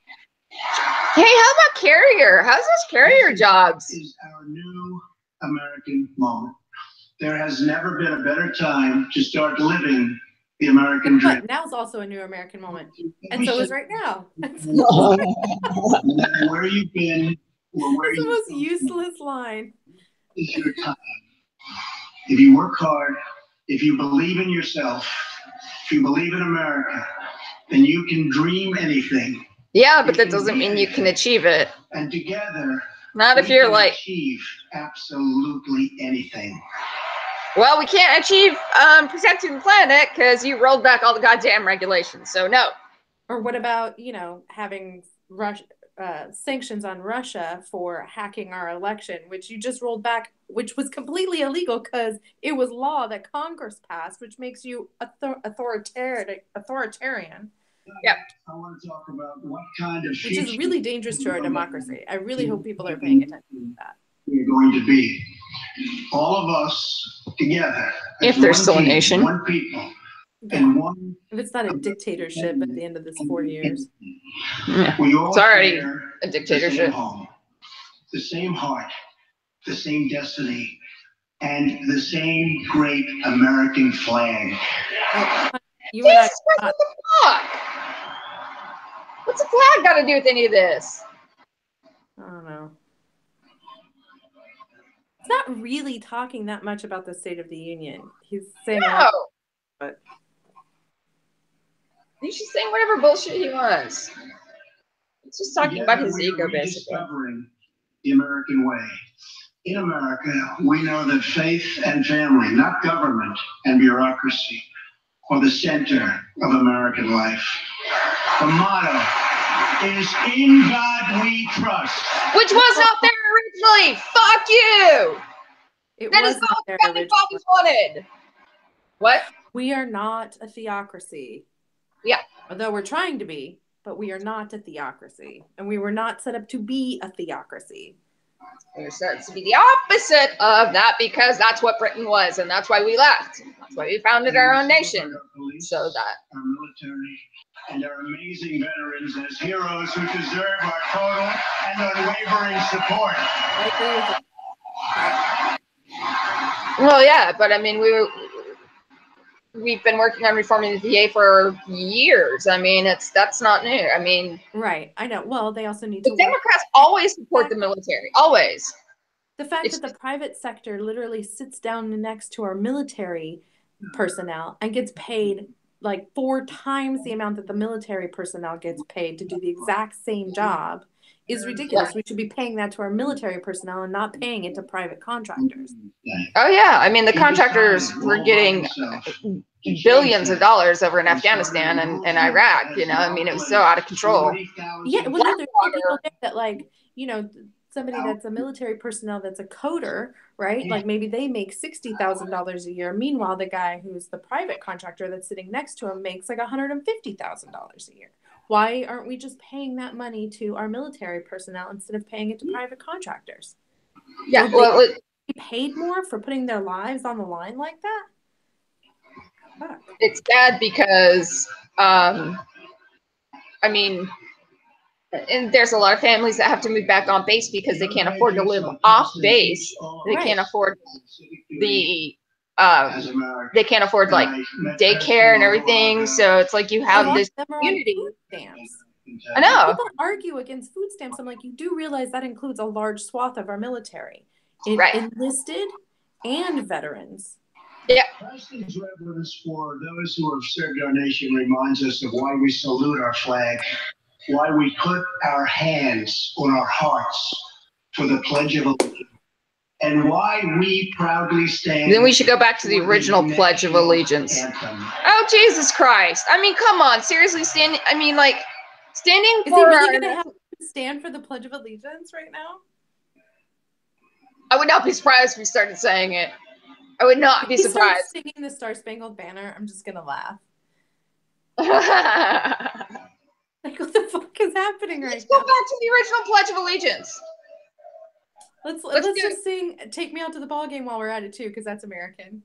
Like, well, no, I know. I mean, let's go back to the original Pledge of Allegiance because it did not have God in it. I know. That wasn't added until '54. The same love and loyalty in return. For the last year, we have sought to restore the bonds of trust between our citizens and their government.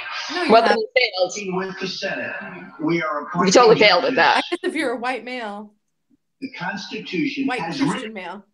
including a great new Supreme Court justice that you stole more judges than any new administration in the history of our country. Wait, what? He's put one. Right, that they stole. More than the history of our... Maybe in the first year, maybe. But that has nothing to do with him. That has everything to do with Mitch McConnell because he stole it from Obama. I know.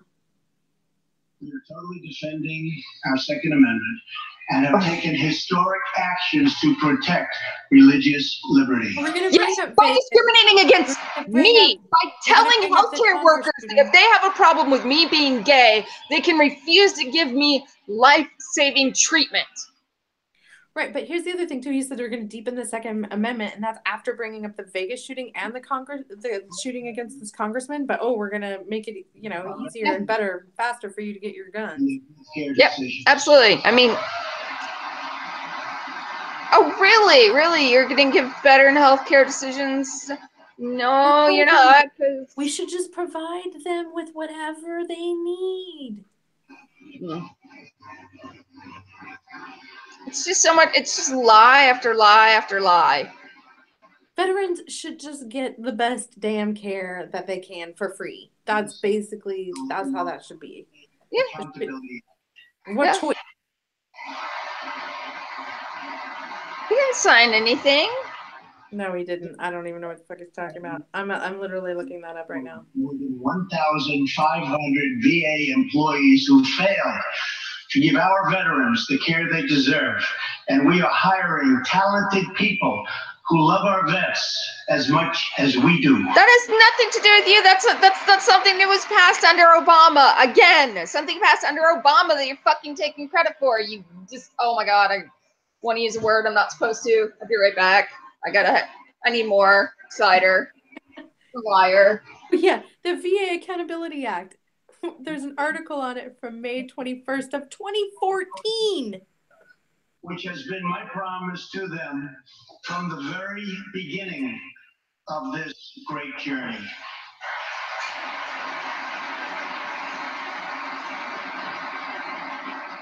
All Americans deserve accountability and respect, and that's what we are giving to our wonderful heroes, our veterans. Thank you. Hey, you know what the veterans should get instead of respect? Money. They should get fucking money. But listen, reward good workers. The VA Accountability Act was originally brought to the floor in 2014. No, that's what I said. I said it was an Obama policy. That's what I said. It's been in place for years. So again, he's taking credit for something that Obama did. Yeah, well, Cal Surprise again. Yes. Just because he fired a few people and hired a few people doesn't mean that he's responsible for reforming the VA. He's not. Obama is. In any administration in the history of our country. What was he talking about? Oh, that he's eliminated more regulations than anybody else in the history of our country. That's not something to brag about. Not necessarily. That's bad. That's fucking horrible. Why does he wants to drag us back to like 1940? The war on Yeah. American, and we have ended the war on beautiful, clean coal. Oh my God, first of all, the industry is moving away from coal, so your regulations being rolled back have made no impact on the coal industry whatsoever. Yeah, the coal industry is dying. At all. It's just that's... Yes, and it has nothing to do with regulations. It has everything to do with the fact that you can produce other renewable energy at a cheaper price, a cleaner, renewable energy cheaper. Yeah. I halted government mandates that crippled America's great, beautiful auto workers. So that Okay, first of all, Obama's the one who brought Detroit back. revving its engines again, and that's what's happening. Bullshit. Okay, first, I mean, honestly, Obama is the one who saved the automobile industry and saved Detroit. Trump did not do that. Obama did that. So what he's talking about rolling back the regulations didn't make any changes at all. Building and expanding plants In Japan. No, in Japan. We haven't seen for decades. Chrysler. That's not true. That's a lie. Major plant from Mexico to Michigan. Okay. Toyota and Mazda that was planned before Trump was even in Alabama, elected. A big one. And we haven't seen this in a long time. It's all coming back. Again, you're taking credit for something that was set up prior to you taking office. It has nothing to do with the bullshit that you're saying, the regulations that you roll back. That's not impactful at all. Okay, sorry. And let's talk about Carrier. The plants will be opening all over our country. No, they won't. That's news for me. Americans are totally unaccustomed. He was bragging about the plant that's closing in Mexico. Chrysler is closing a plant in Mexico and opening it here in the U.S., which was something that was already in the works under Obama. I know. But he's taking credit for that. Where the action is, they want to be in the United States. The president just said they want to be where the action is, and I can't believe I just said the P word. Oh my God, I feel like Did you vomit a little bit in your mouth? Yeah, I did. So I'm like, gotta wash that down. you need to disinfect your mouth after that. Yeah, I need to drink like a gallon of like bleach. Access to breakthrough cures and affordable generic drugs. Last year, the FDA approved more new and generic drugs and medical devices than ever before in our country's history. I don't know about that. I don't know. On the internet look this up, but I just feel like he just is like spouting anything that kind of comes to his head. Like, I'm just gonna say this. Yeah, no, I don't feel like. Yeah. Oh my God, they're wearing Time's Up pins. Did you see that? Pelosi and the senator sitting next to her are wearing Time's Up pins. It's fucking badass. Treatment immediately that could potentially save their lives. People who are terminally. I mean, I don't disagree with this, but have to go from country to country to seek a cure.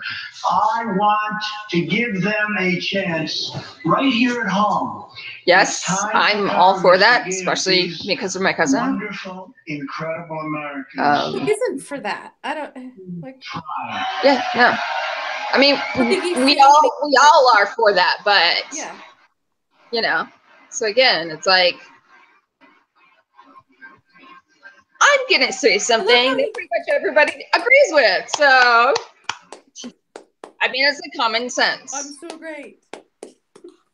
One of the greatest priorities is to reduce the price of prescription drugs. Since when has that been one of your greatest priorities? Yeah, but you know what? Good, do it. Let's see you do it. I want to see that happen. The thing is, though, he's increasing the price of prescription drugs because what he's doing to healthcare policies. I know. He's increasing them. He's not decreasing them. I know. What we pay in the United States, and it's very, right, because very. they have single payer and they negotiate as a country as a whole. That's why. Even Killer doesn't like it. Prices, one of my top Even Killer's like liar for the year.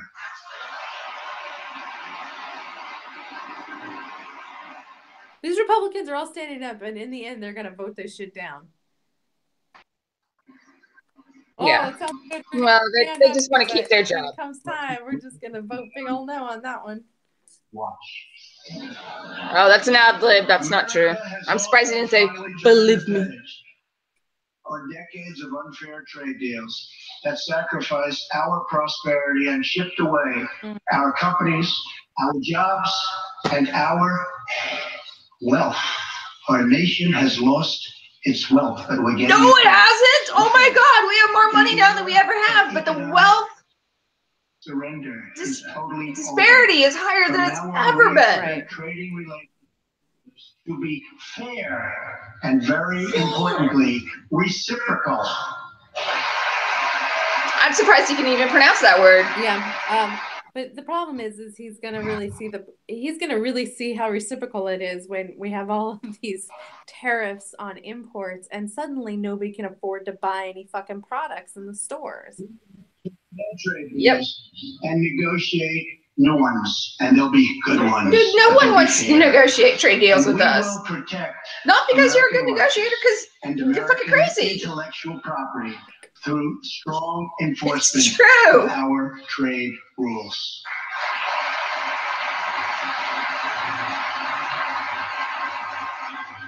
As we rebuild our industries, it is also God, how time much longer is he gonna blather on for? I just don't. Another 30 minutes, sadly, because he's late. He started so late. I'm not sure if I can. He just like waved his hand to get everybody to stand up. Like what? Did you see that? Yeah. And then they all stood up. We built the Come forth, my minions, and stand. 1 year. Isn't it a disgrace that it can now take 10 years just to get a minor permit approved for the building of a simple road? Oh, come on.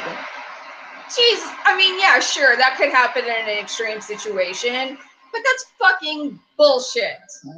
And it's because you're just a bad builder. Give us safe, fast, reliable, and modern infrastructure. Then why haven't you introduced an infrastructure bill like you promised? Yeah, he hasn't. Dude, Congress hasn't done shit about infrastructure. Oh, he's such an asshole. Look, time's up, Pin. Can somebody start playing him off music? He's been up there too long, just like it's the Academy Awards. Like that. Yeah, the Grammys. For the new infrastructure investment that our country so desperately needs. Where is it? Where's the fucking infrastructure bill? By partnering with state and local governments, and where appropriate, tapping into private sector investment to permanently fix the infrastructure deficit, and we can do it. Infrastructure deficit? There's not an infrastructure deficit. It's not like things are broken up financially that way. It's like our deficit is our deficit. It's not like, oh, our deficit is this much of the deficit is healthcare. Unless he means that we are desperately in need of infrastructure repairs, and therefore that is a deficit. I mean, theoretically, you could say that, sure. Reclaim our great building heritage.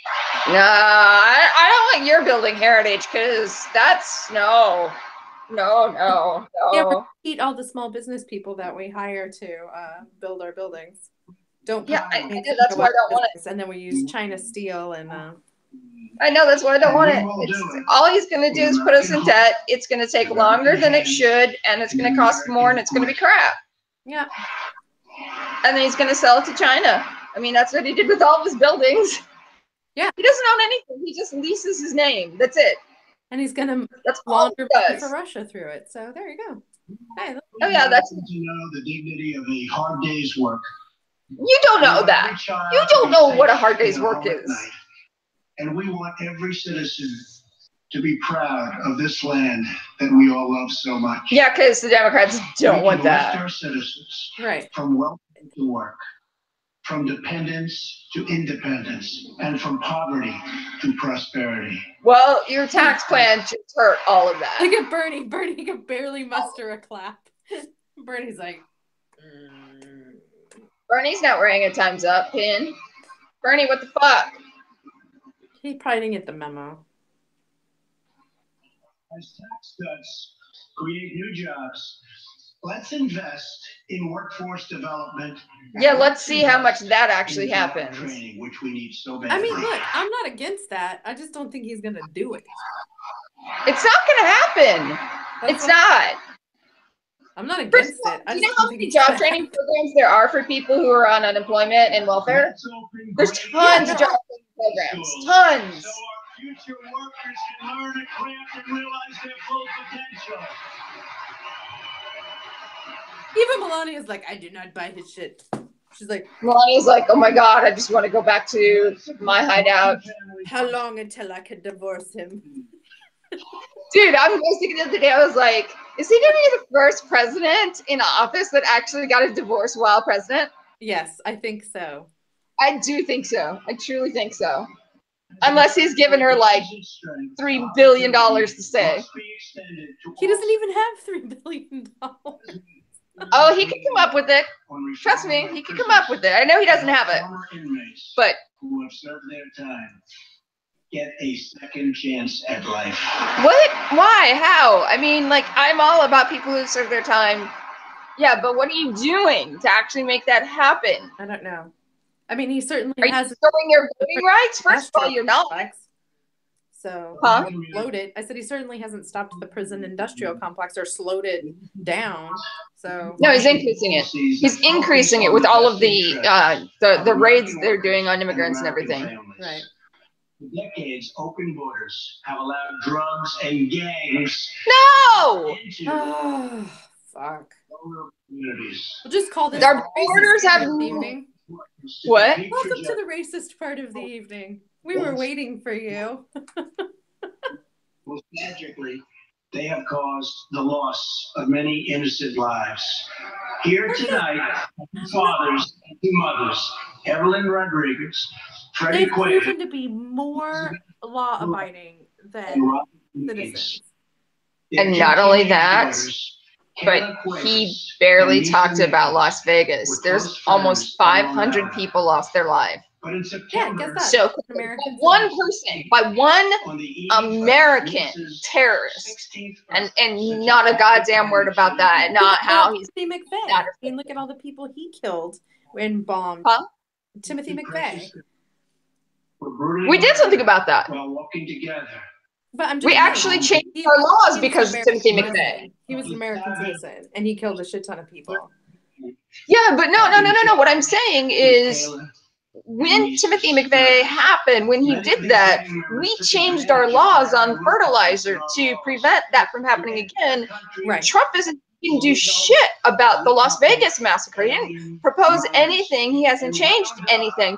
One person killed that many people, and our entire government just ignored it and just walked away and was like, nope, not this time. Which is the GOP. Because the Democrats wanted to talk about it, but Thank you very much. I'm like, yeah, look, I'm sorry that your family was killed by an immigrant, but that doesn't look. All immigrants are bad, and it certainly doesn't mean that that represents the vast majority of them. Yes, there are bad people in every group, but yes, and statistically, most of the terrorists that happen, the terrorist attacks that happen in the U.S. are done by Christian American, by white male American citizens, not immigrants, not other races, but white Americans, and we don't talk about that terror. No, we don't. Because it doesn't fit what he wants, what the optics that Trump is after. Fuck that. 20 million hearts are right now breaking for you. We love you. Thank you. It's sad because he's using these people as pawns. I know, they're props. Yeah, that's all they are to him. That other families never have to endure this kind of pain.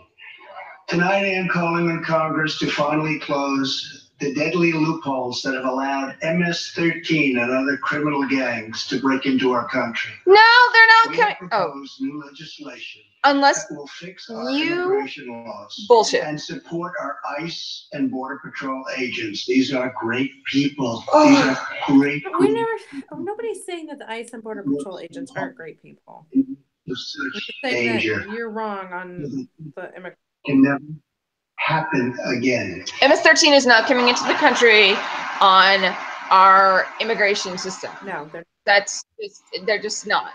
And not only that, but there's a lot of people who are here legally in the United States who are MS-13 members. So, I mean, The United States is a that's how it is. Kids get recruited into the gang. More than any other country anywhere in the world to help the needy, the struggling, and the underprivileged all over the world.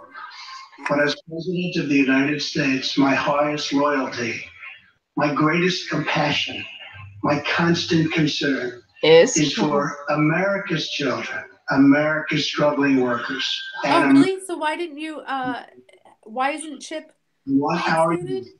To grow up, to achieve It is now. great things. Only because we shut the government down. I didn't realize that happened. No. That's why we agreed to reopen the government, was because we got chip funded for 6 more years.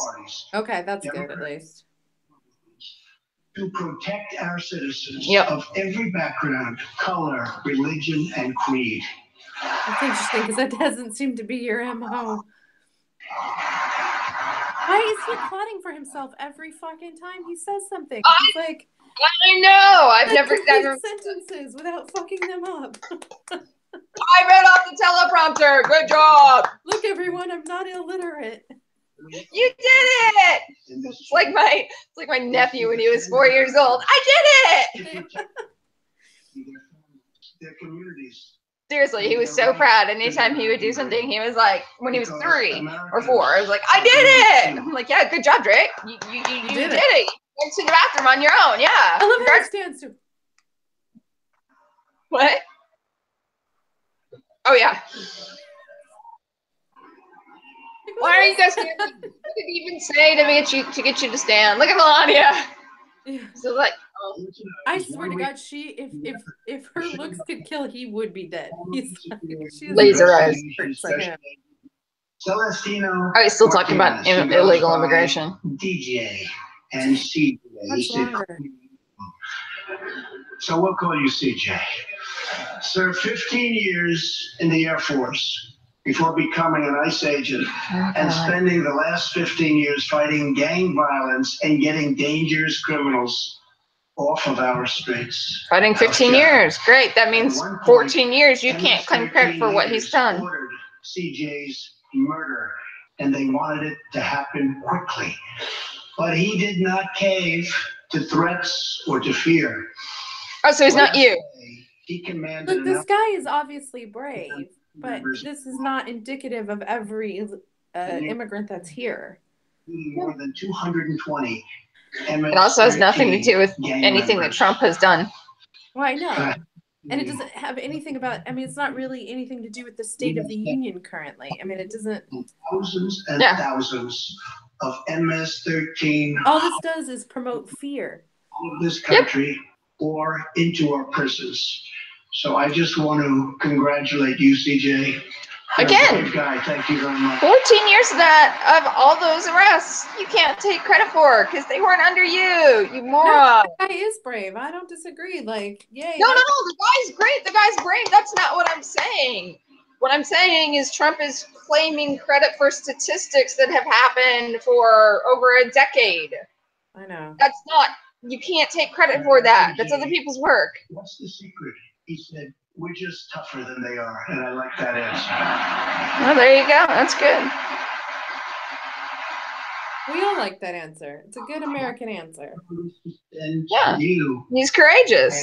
I mean, you know, unlike our commander-in-chief who deferred 5 times because of a bone spur. Right. Yeah. I'll put out your chest some more. Over the next few weeks, because you know STDs were your Vietnam. An immigration reform package. In recent months, my administration has met extensively with both Democrats and Republicans. You turned down the fucking bipartisan bill. Reform.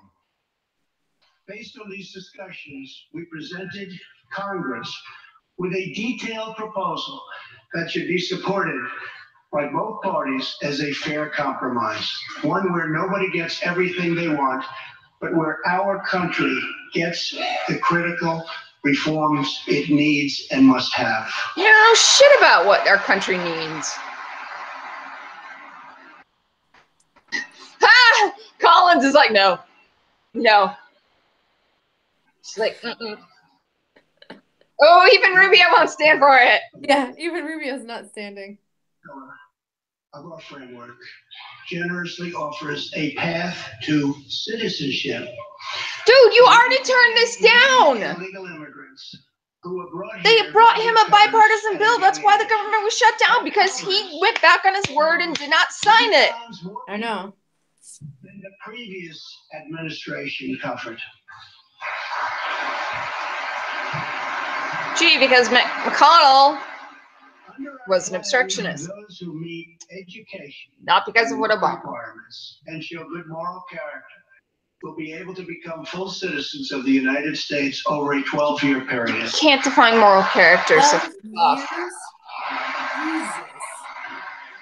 don't forget they have to leave the country first. The second pillar fully secures the border.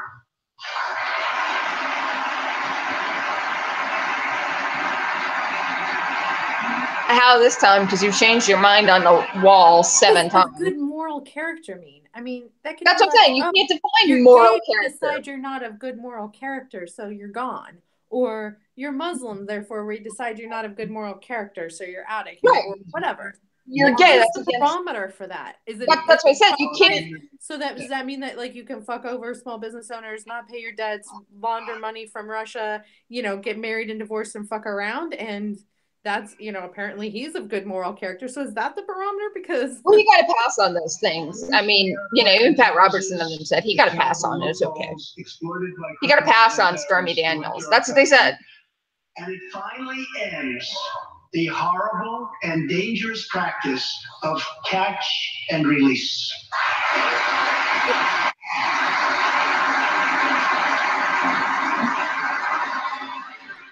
Jesus. Dude, there needs to be somebody in the gallery calling him out on this shit, being like, liar. And that is disrespectful. And I don't think that we should act like they acted when Obama. No, I'm not saying our senators, or I'm saying somebody in the gallery, not somebody in Congress. The gallery is open to any. So. Huh? They just kick him out. I know, but still, Congress did it to fucking Obama, and it was horrid. Look at those times up pins. I love it. It's time to begin moving toward a merit-based immigration system, one that admits people who are skilled, who want to work, who will contribute to our society, and who will love and respect By the way, that's what the visa is already. That's what a work visa is. I know. Look at Cory Booker. I missed Booker. What is he doing? No, he was just like... Like stone cold, like, let's go outside, bitch. By ending chain migration.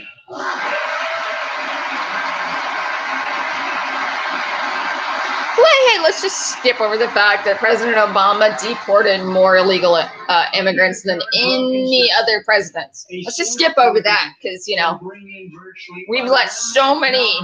Distant relatives. Under our plan, we focus on the immediate family. They're moving. limiting sponsorships to spouses and minor children. See, someone started booing. Ah ha ha! Woo! I'm happy. That makes me happy. Not just for our economy, but for our security and for the future of America. Future. And That's a future. Terrorist attacks in New York were made possible by the visa lottery and chain migration. In the No, they weren't. These programs present risks. Chain migration didn't have shit to do with 9/11. What the fuck? He said in recent weeks. Huh? He said in recent weeks. Look at McConnell. It's like immigration rules. And finally bring our immigration system into the 21st century.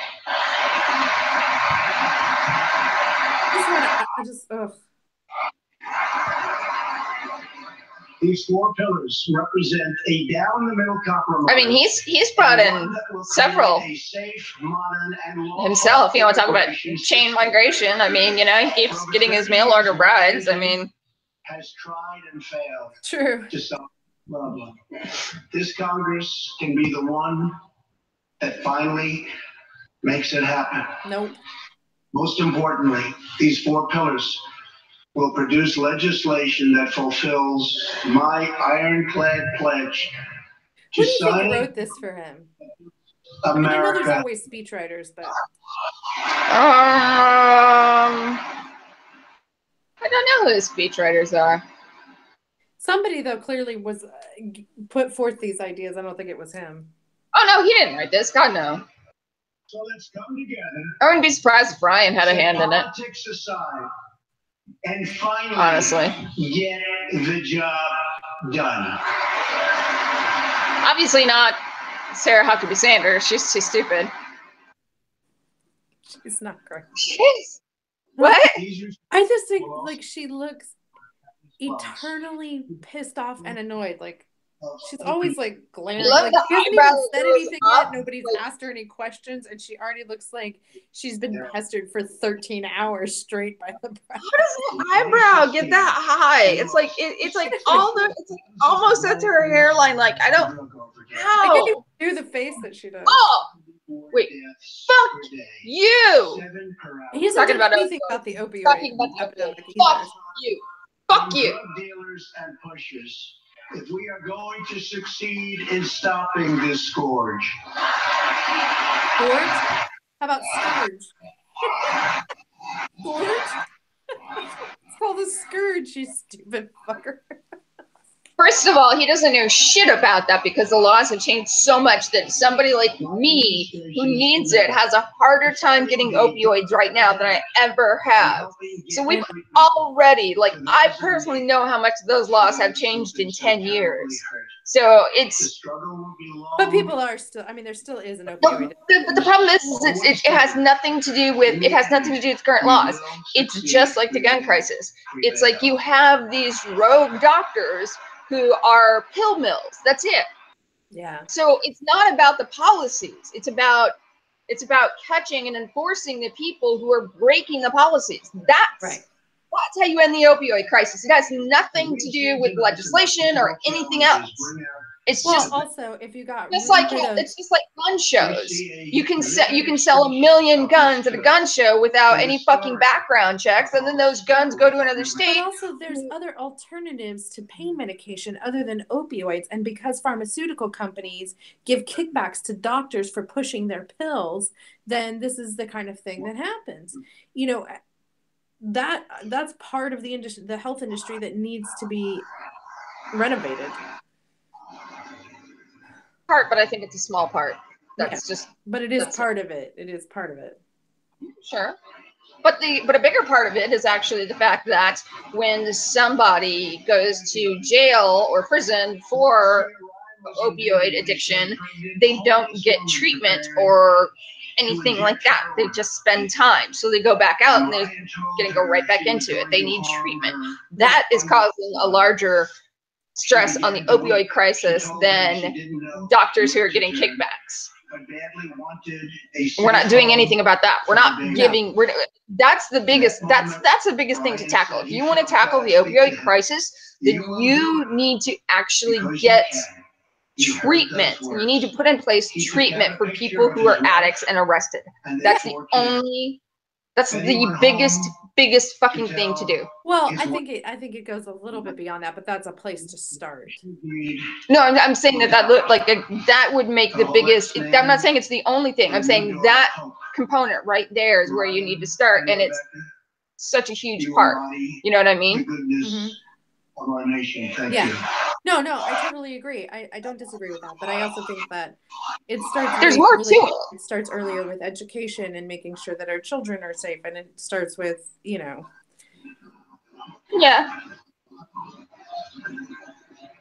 And diagnosing people with mental health issues when they have them, so that they're not trying to medicate themselves, and having proper. There's a lot. That's a whole. I mean, but see, getting treatment as we rebuild America's strength and confidence at home. Right. No, I agree, but it's a multi-pronged thing. It's multi-pronged. Yeah.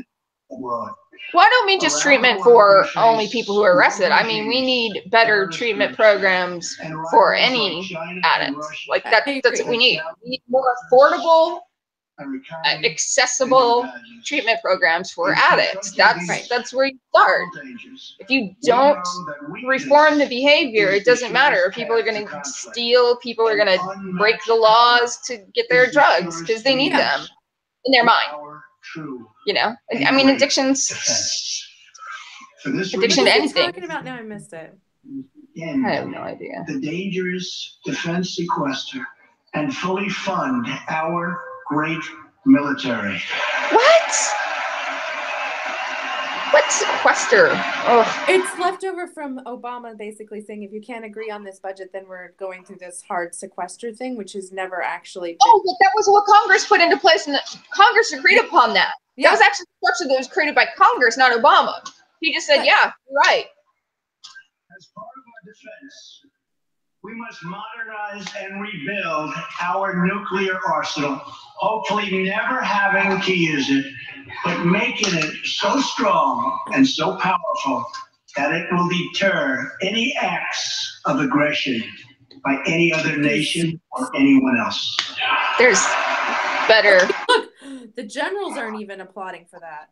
No, because they know that there's better ways, and that's just not the solution anymore. There's better technology. Just sat there and we're like, Perhaps someday in the future there will be a magical moment when the countries of the world will get together to eliminate their nuclear weapons. Unfortunately, we are not there yet, sadly. Yeah, because you keep pushing them more towards using nuclear weapons. Who's been in a Twitter fight with Kim Jong-un about nuclear weapons? My button's bigger than your button. Bullshit. Shocking. Totally shocking that we're not. On fucking Twitter. The G-ISIS has liberated very close to 100% of the territory just recently held by these killers in Iraq and in Syria and in other locations as well. And in other places I don't know the names of and can't remember. You're saying that ISIS is 100% gone and destroyed? Nope. No. Bullshit. Oh, shit. Hey, I thought this was charging. But there is much more work to be done. We will continue our fight until ISIS is defeated. Army Staff Sergeant Justin Peck is here tonight. Near Raqqa last November, Justin and his comrade, Chief Petty Officer Kenton Stacy. I think that's a slip of the tongue. I'm just curious. Oh. With explosives. It's actually written into the speech. So that civilians could return to that city, hopefully soon and hopefully safely. Clearing the second floor of a vital hospital, Kenton Stacy was severely wounded by an explosion. Immediately, Justin bounded into the booby-trapped and unbelievably dangerous and unsafe building. Sorry, bounded into the booby trap. Funny as shit. He applied pressure to the wound and inserted a tube to reopen an airway. He then performed CPR for 20 straight minutes during the ground transport and maintained artificial respiration through 2.5 hours and through emergency surgery. That's awesome. Yeah, Kenton, that guy's was fantastic. if it were not for Justin's selfless love for his fellow warrior. Tonight, Kenton is recovering in Texas. Raqqa is liberated. And Justin is wearing his new Bronze Star with a V for Valor. Staff Sergeant Heck. I mean, absolutely. This guy's amazing. Yeah, no. I just want to know if Trump took his Purple Heart. He didn't say he gave him a Purple Heart. He gave him a Bronze Star. I know that. That's what I'm saying. He doesn't say Purple Heart, so I'm wondering if Trump took it.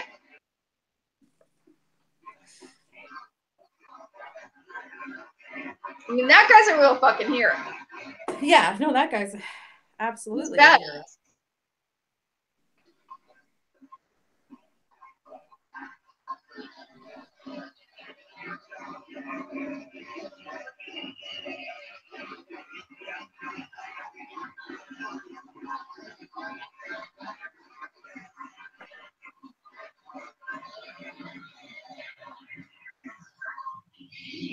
Terrorists who do things like place bombs in civilian hospitals are evil. When possible, we have no choice. That's but to why annihilate Obama them. killed When necessary, Bin Laden. we must be able to detain and question them. But we must be clear. Terrorists are not merely criminals. They are unlawful enemy combatants. And why aren't you doing anything about domestic terrorists? Terrorists are not just overseas or from other countries or illegal immigrants. There are Shithole countries? far more domestic terrorists. And when captured overseas, they I should said they're be not just treated from shithole countries? like terrorists. Yes. They are. In the past, we have foolishly released hundreds and hundreds of dangerous terrorists, only to meet them again on the battlefield. Because we were detaining them illegally. Al-Baghdadi. Hence the Geneva practices. Hello. Against international law. The problems. Yeah. I just signed, prior to walking in, an order directing Secretary Mattis, who is doing a great job. Thank you. And Guantanamo Bay is still open because there's still people there that they're too dangerous to release and they have nowhere to put them. Oh no, he wants to add more people to Guantanamo. No, I know he does, but I'm just saying, like, that's not even completely the truth. Yeah. Obama tried to close it, but in the end, he really couldn't close it. No, To reexamine our military detention policy and to keep open the detention facilities in Guantanamo Bay. There you have it. I knew that was coming. Let's continue to break international law. Yes. That's why he wants out of NATO. I am asking Congress. I'm sure. That in the fight against ISIS and Al Qaeda, we continue to have all necessary power to detain terrorists wherever we chase them down, wherever we find them. You have to do it in a lawful manner. You can't just like throw away all human rights. You can't just throw away human and legal rights just because you want to detain somebody. At the same time, as of a few months ago, Yeah, I mean, when you start doing that, that's when you start living in fascist dictator regimes. I mean, if they could just detain you because they think something is up, that's, you know. Right. Afghan partners. Our military is no longer undermined by artificial timelines, and we no longer tell our enemies our plans. We don't have plans. What plans? What have you done? We don't have plans. Yeah, I mean, like, what plans are we gonna tell them? No, he just announces it on Twitter to the entire fucking Yeah. Endorsed unanimously by the U.S. Senate just months before. I recognized Jerusalem as the capital of Israel. Clusterfucks of all time. Yup. Of course, gotta focus on Jared Kushner on that.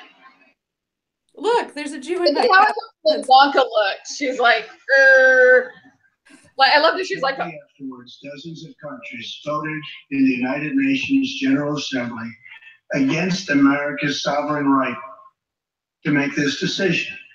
Yeah, because they knew it was a bad fucking idea. Taxpayers generously right, sent it's a terrible idea. more than $20 billion in aid. That is why tonight I am asking Congress to pass legislation to help ensure American foreign assistance dollars always serve American interests and only go to friends of America. You can't do that.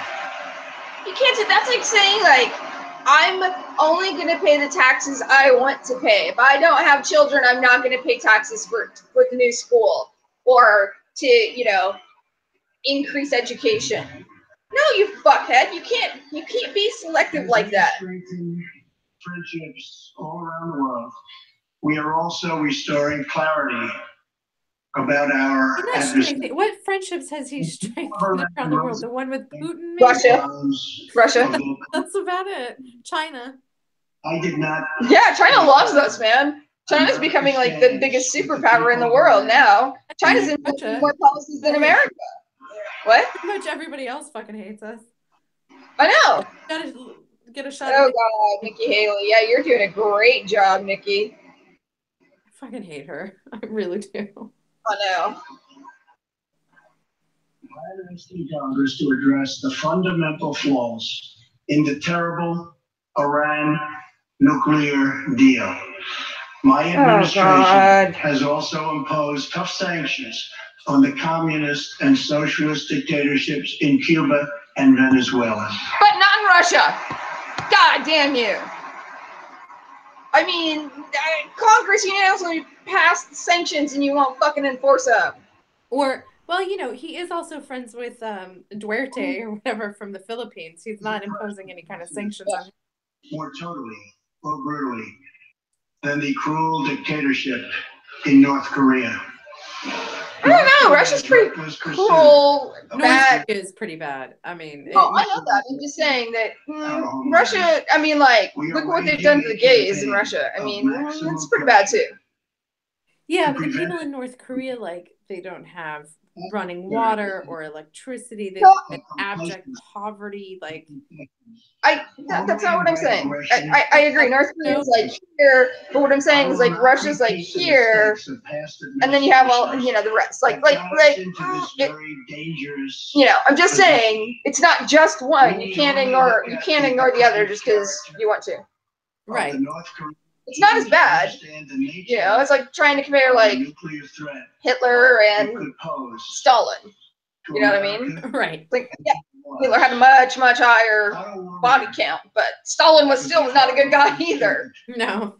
You know what I mean? Right. And a great student he was.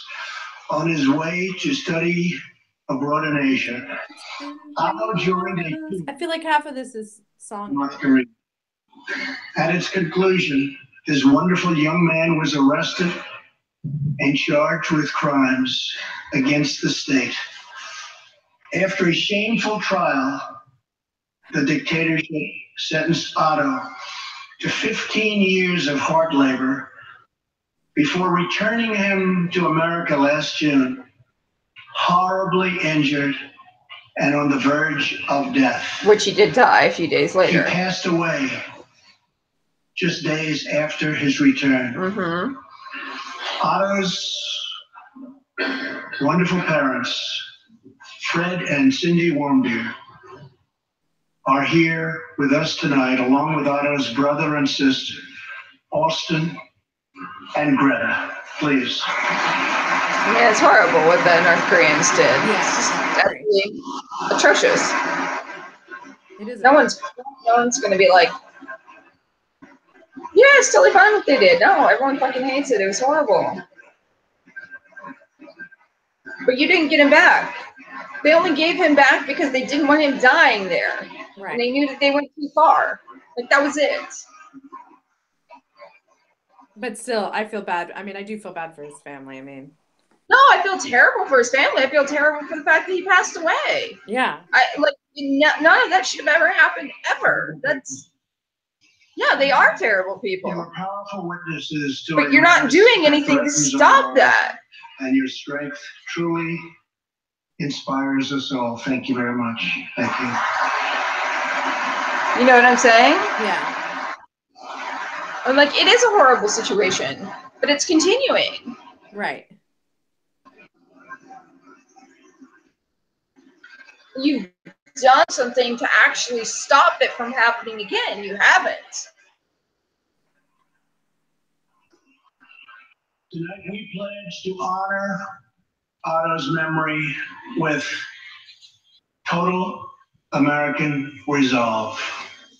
Thank you. What does that mean? Finally, It's vague. It seems tough and defiant, but it's also very nature of this regime. His name is Mr. Ji Sung Ho. 96, Sung Ho was a starving boy in North Korea. One day he tried to steal coal from a railroad car to barter for a few scraps of food, which were very hard to get. In the process, he passed out on the train tracks, exhausted from hunger. He woke up as a train ran over his limbs. Jesus Christ. He then endured multiple amputations without anything to dull the pain or the hurt. His brother and sister gave what little food they had to help him recover and ate dirt themselves, permanently stunting their own growth. Later, he was tortured. My mom wants to see the drunk Korean Poochie. authorities after returning from a brief visit to He does look drunk and passed out. wanted to know if he'd met any Christians. He had, and he resolved after that to be free. Sung Ho traveled thousands of miles on crutches all across China and Southeast Asia to freedom. Most I of mean, his that guy is like, I mean, trying to escape and It's was awesome. tortured to death. yeah. I mean, it's a fucked up story and it's tragic, but it has a great ending. And He but rescued still, factors and broadcasts into North Korea what the regime fears most, the truth. Today he has a new leg, but somehow I understand you still keep those old crutches as a reminder of how far you've come. Your great sacrifice is an inspiration to us all. Please, thank you. oh, man. that guy is amazing. I mean, yeah.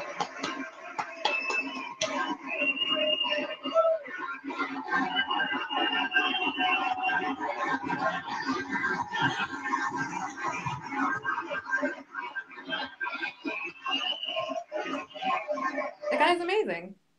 Yeah. Absolutely. I can't imagine having that kind of struggle. It is. No, most of us can't. I mean, like, it's next to impossible for anybody to imagine that kind of. By the way, my mom says Amber music from 60s is good. True dat. Thanks. Is this on Facebook? No, she's texting me. Oh. She also said the news are reporting that Trump and his wife arrived separately, which is unusual, they said. There was a small cluster And she did walk in separately from him, which is unusual too. and a vast wilderness. It was home to an incredible people with a revolutionary I'll be idea right back again. I gotta. that they could rule themselves, that they could chart their own destiny, and that together they could light up the entire world. That is what our country has always been about. That is what Americans have always stood for, always strived for, and always done. Atop the dome of this Capitol stands the Statue of Freedom. She stands tall and dignified among the monuments to our ancestors who fought and lived and died to protect her. Monuments to Washington and Jefferson and Lincoln and King. Memorials to the heroes of Yorktown and Saratoga. The young Americans who shed their blood on the shores of Normandy and the fields beyond, and others who went down in the waters of the Pacific and the skies all over Asia. And freedom stands tall. All right, what did I miss? More Nothing, he's just talking about this one. Statue of Liberty. This capital, this living monument. This is the monument to the American people.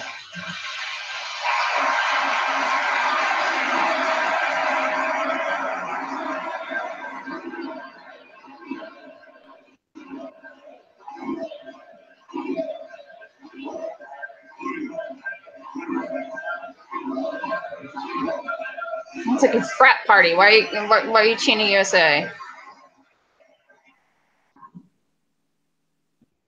We're a people whose heroes live not only in the past, but all around us, defending hope, pride, I'll be right back. and defending the Switch over to American you. way. They work it every day. They sacrifice to raise a family. They care for our children at home. They defend our flag abroad. And they are strong moms and brave kids. They are firefighters and police officers and border agents, medics and Marines. But above all else, they are Americans. And this capital, this city, this nation belongs entirely to them. Yeah, something you would be good to remember.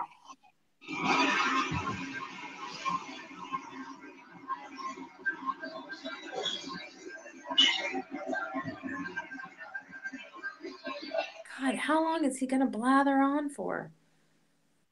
Our task is to respect them, to listen to them, to serve them, to protect them, and to always be worthy of them. Americans fill the world with art and music. They push the bounds of science and discovery, and they forever remind us of what we should never, ever forget. The people dreamed this country. The people built this country. And it's the people who are making America great again. Then quit fucking cutting funding for education because we're falling behind in all of those categories. I was thinking the same thing. That is everything. Science and discovery and medicine and all these. We're not elite programs anymore. Like NASA has been We're not going to be able gutted. to compete in the global workplace if we don't step up our game. NASA's been gutted. I mean, we are. That just happened recently. We're pushing the boundaries of science and discovery, but we're going to gut NASA. And we're going to cut funding for education and. Yeah. No, Faith in our it's terrible. citizens and trust in our God. Oh, and we're going to make everybody study, give vouchers so that they have to study at like religious schools. our people will prosper, and our nation will forever be safe and strong and proud and mighty and free. Thank you, and God bless America. Good night. Oh, thank God it's over. That was. Oh my God.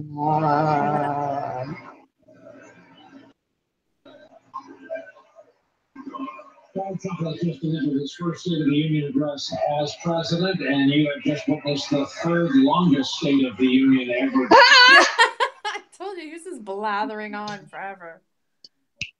Longer by Bill Clinton, but that was the longest in a generation. Donald Trump also Jesus. holds the record for longest convention speech. Longest in a generation. Longest convention speech. It was interesting that this, in terms of word count, was not one of the longest speeches. In terms of the length of it, it did compete because he delivered. Go, Rachel. At a lumbering pace. Go, Rachel. At a lumbering pace. You can't read a teleprompter faster than that. Words and phrases in short sentences, most of them superlatives and additional adjectives, which is his wants. A lot of the speech tonight was based around the heroic and sad stories of people who were brought to the speech for storytelling purposes. We'll be talking about for that props.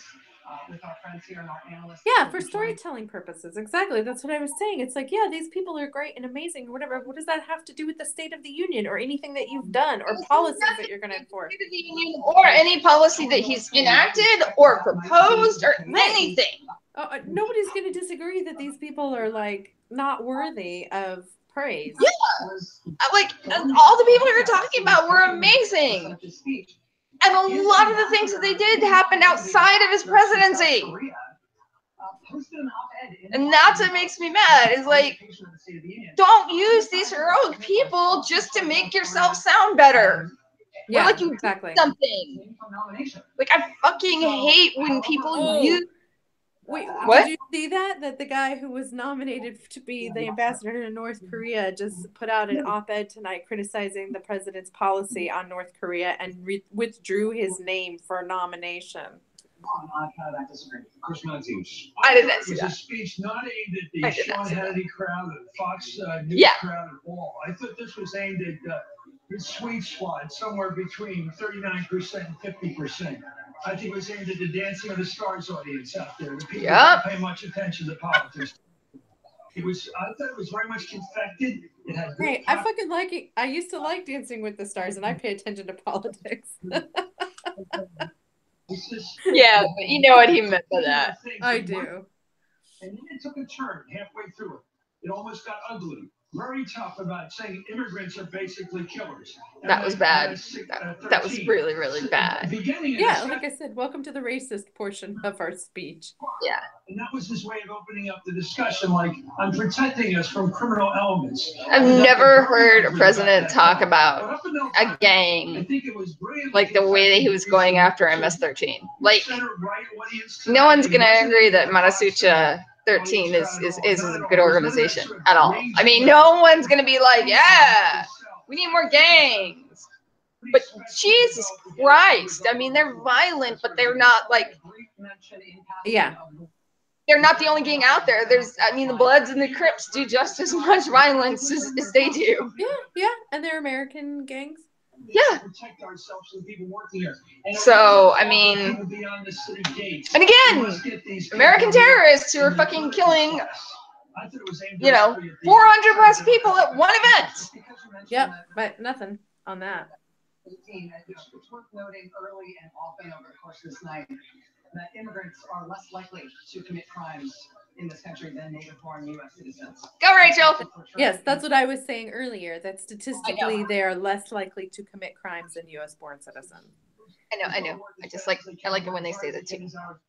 I like it when they agree with you.